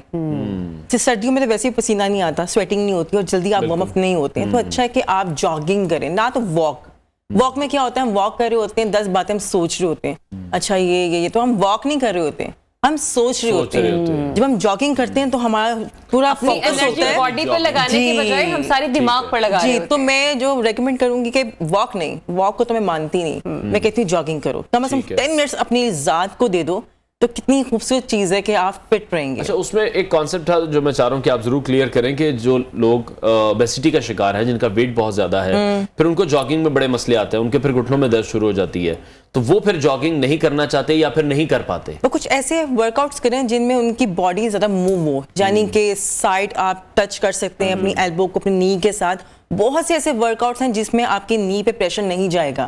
और अच्छा ट्रेनर वही है जो अपने क्लाइंट के हेल्थ इश्यूज को समझे और उसके मुताबिक उसको वर्कआउट करवाए। और हमेशा क्लाइंट को चाहिए कि वो पर्सनल ट्रेनिंग ले।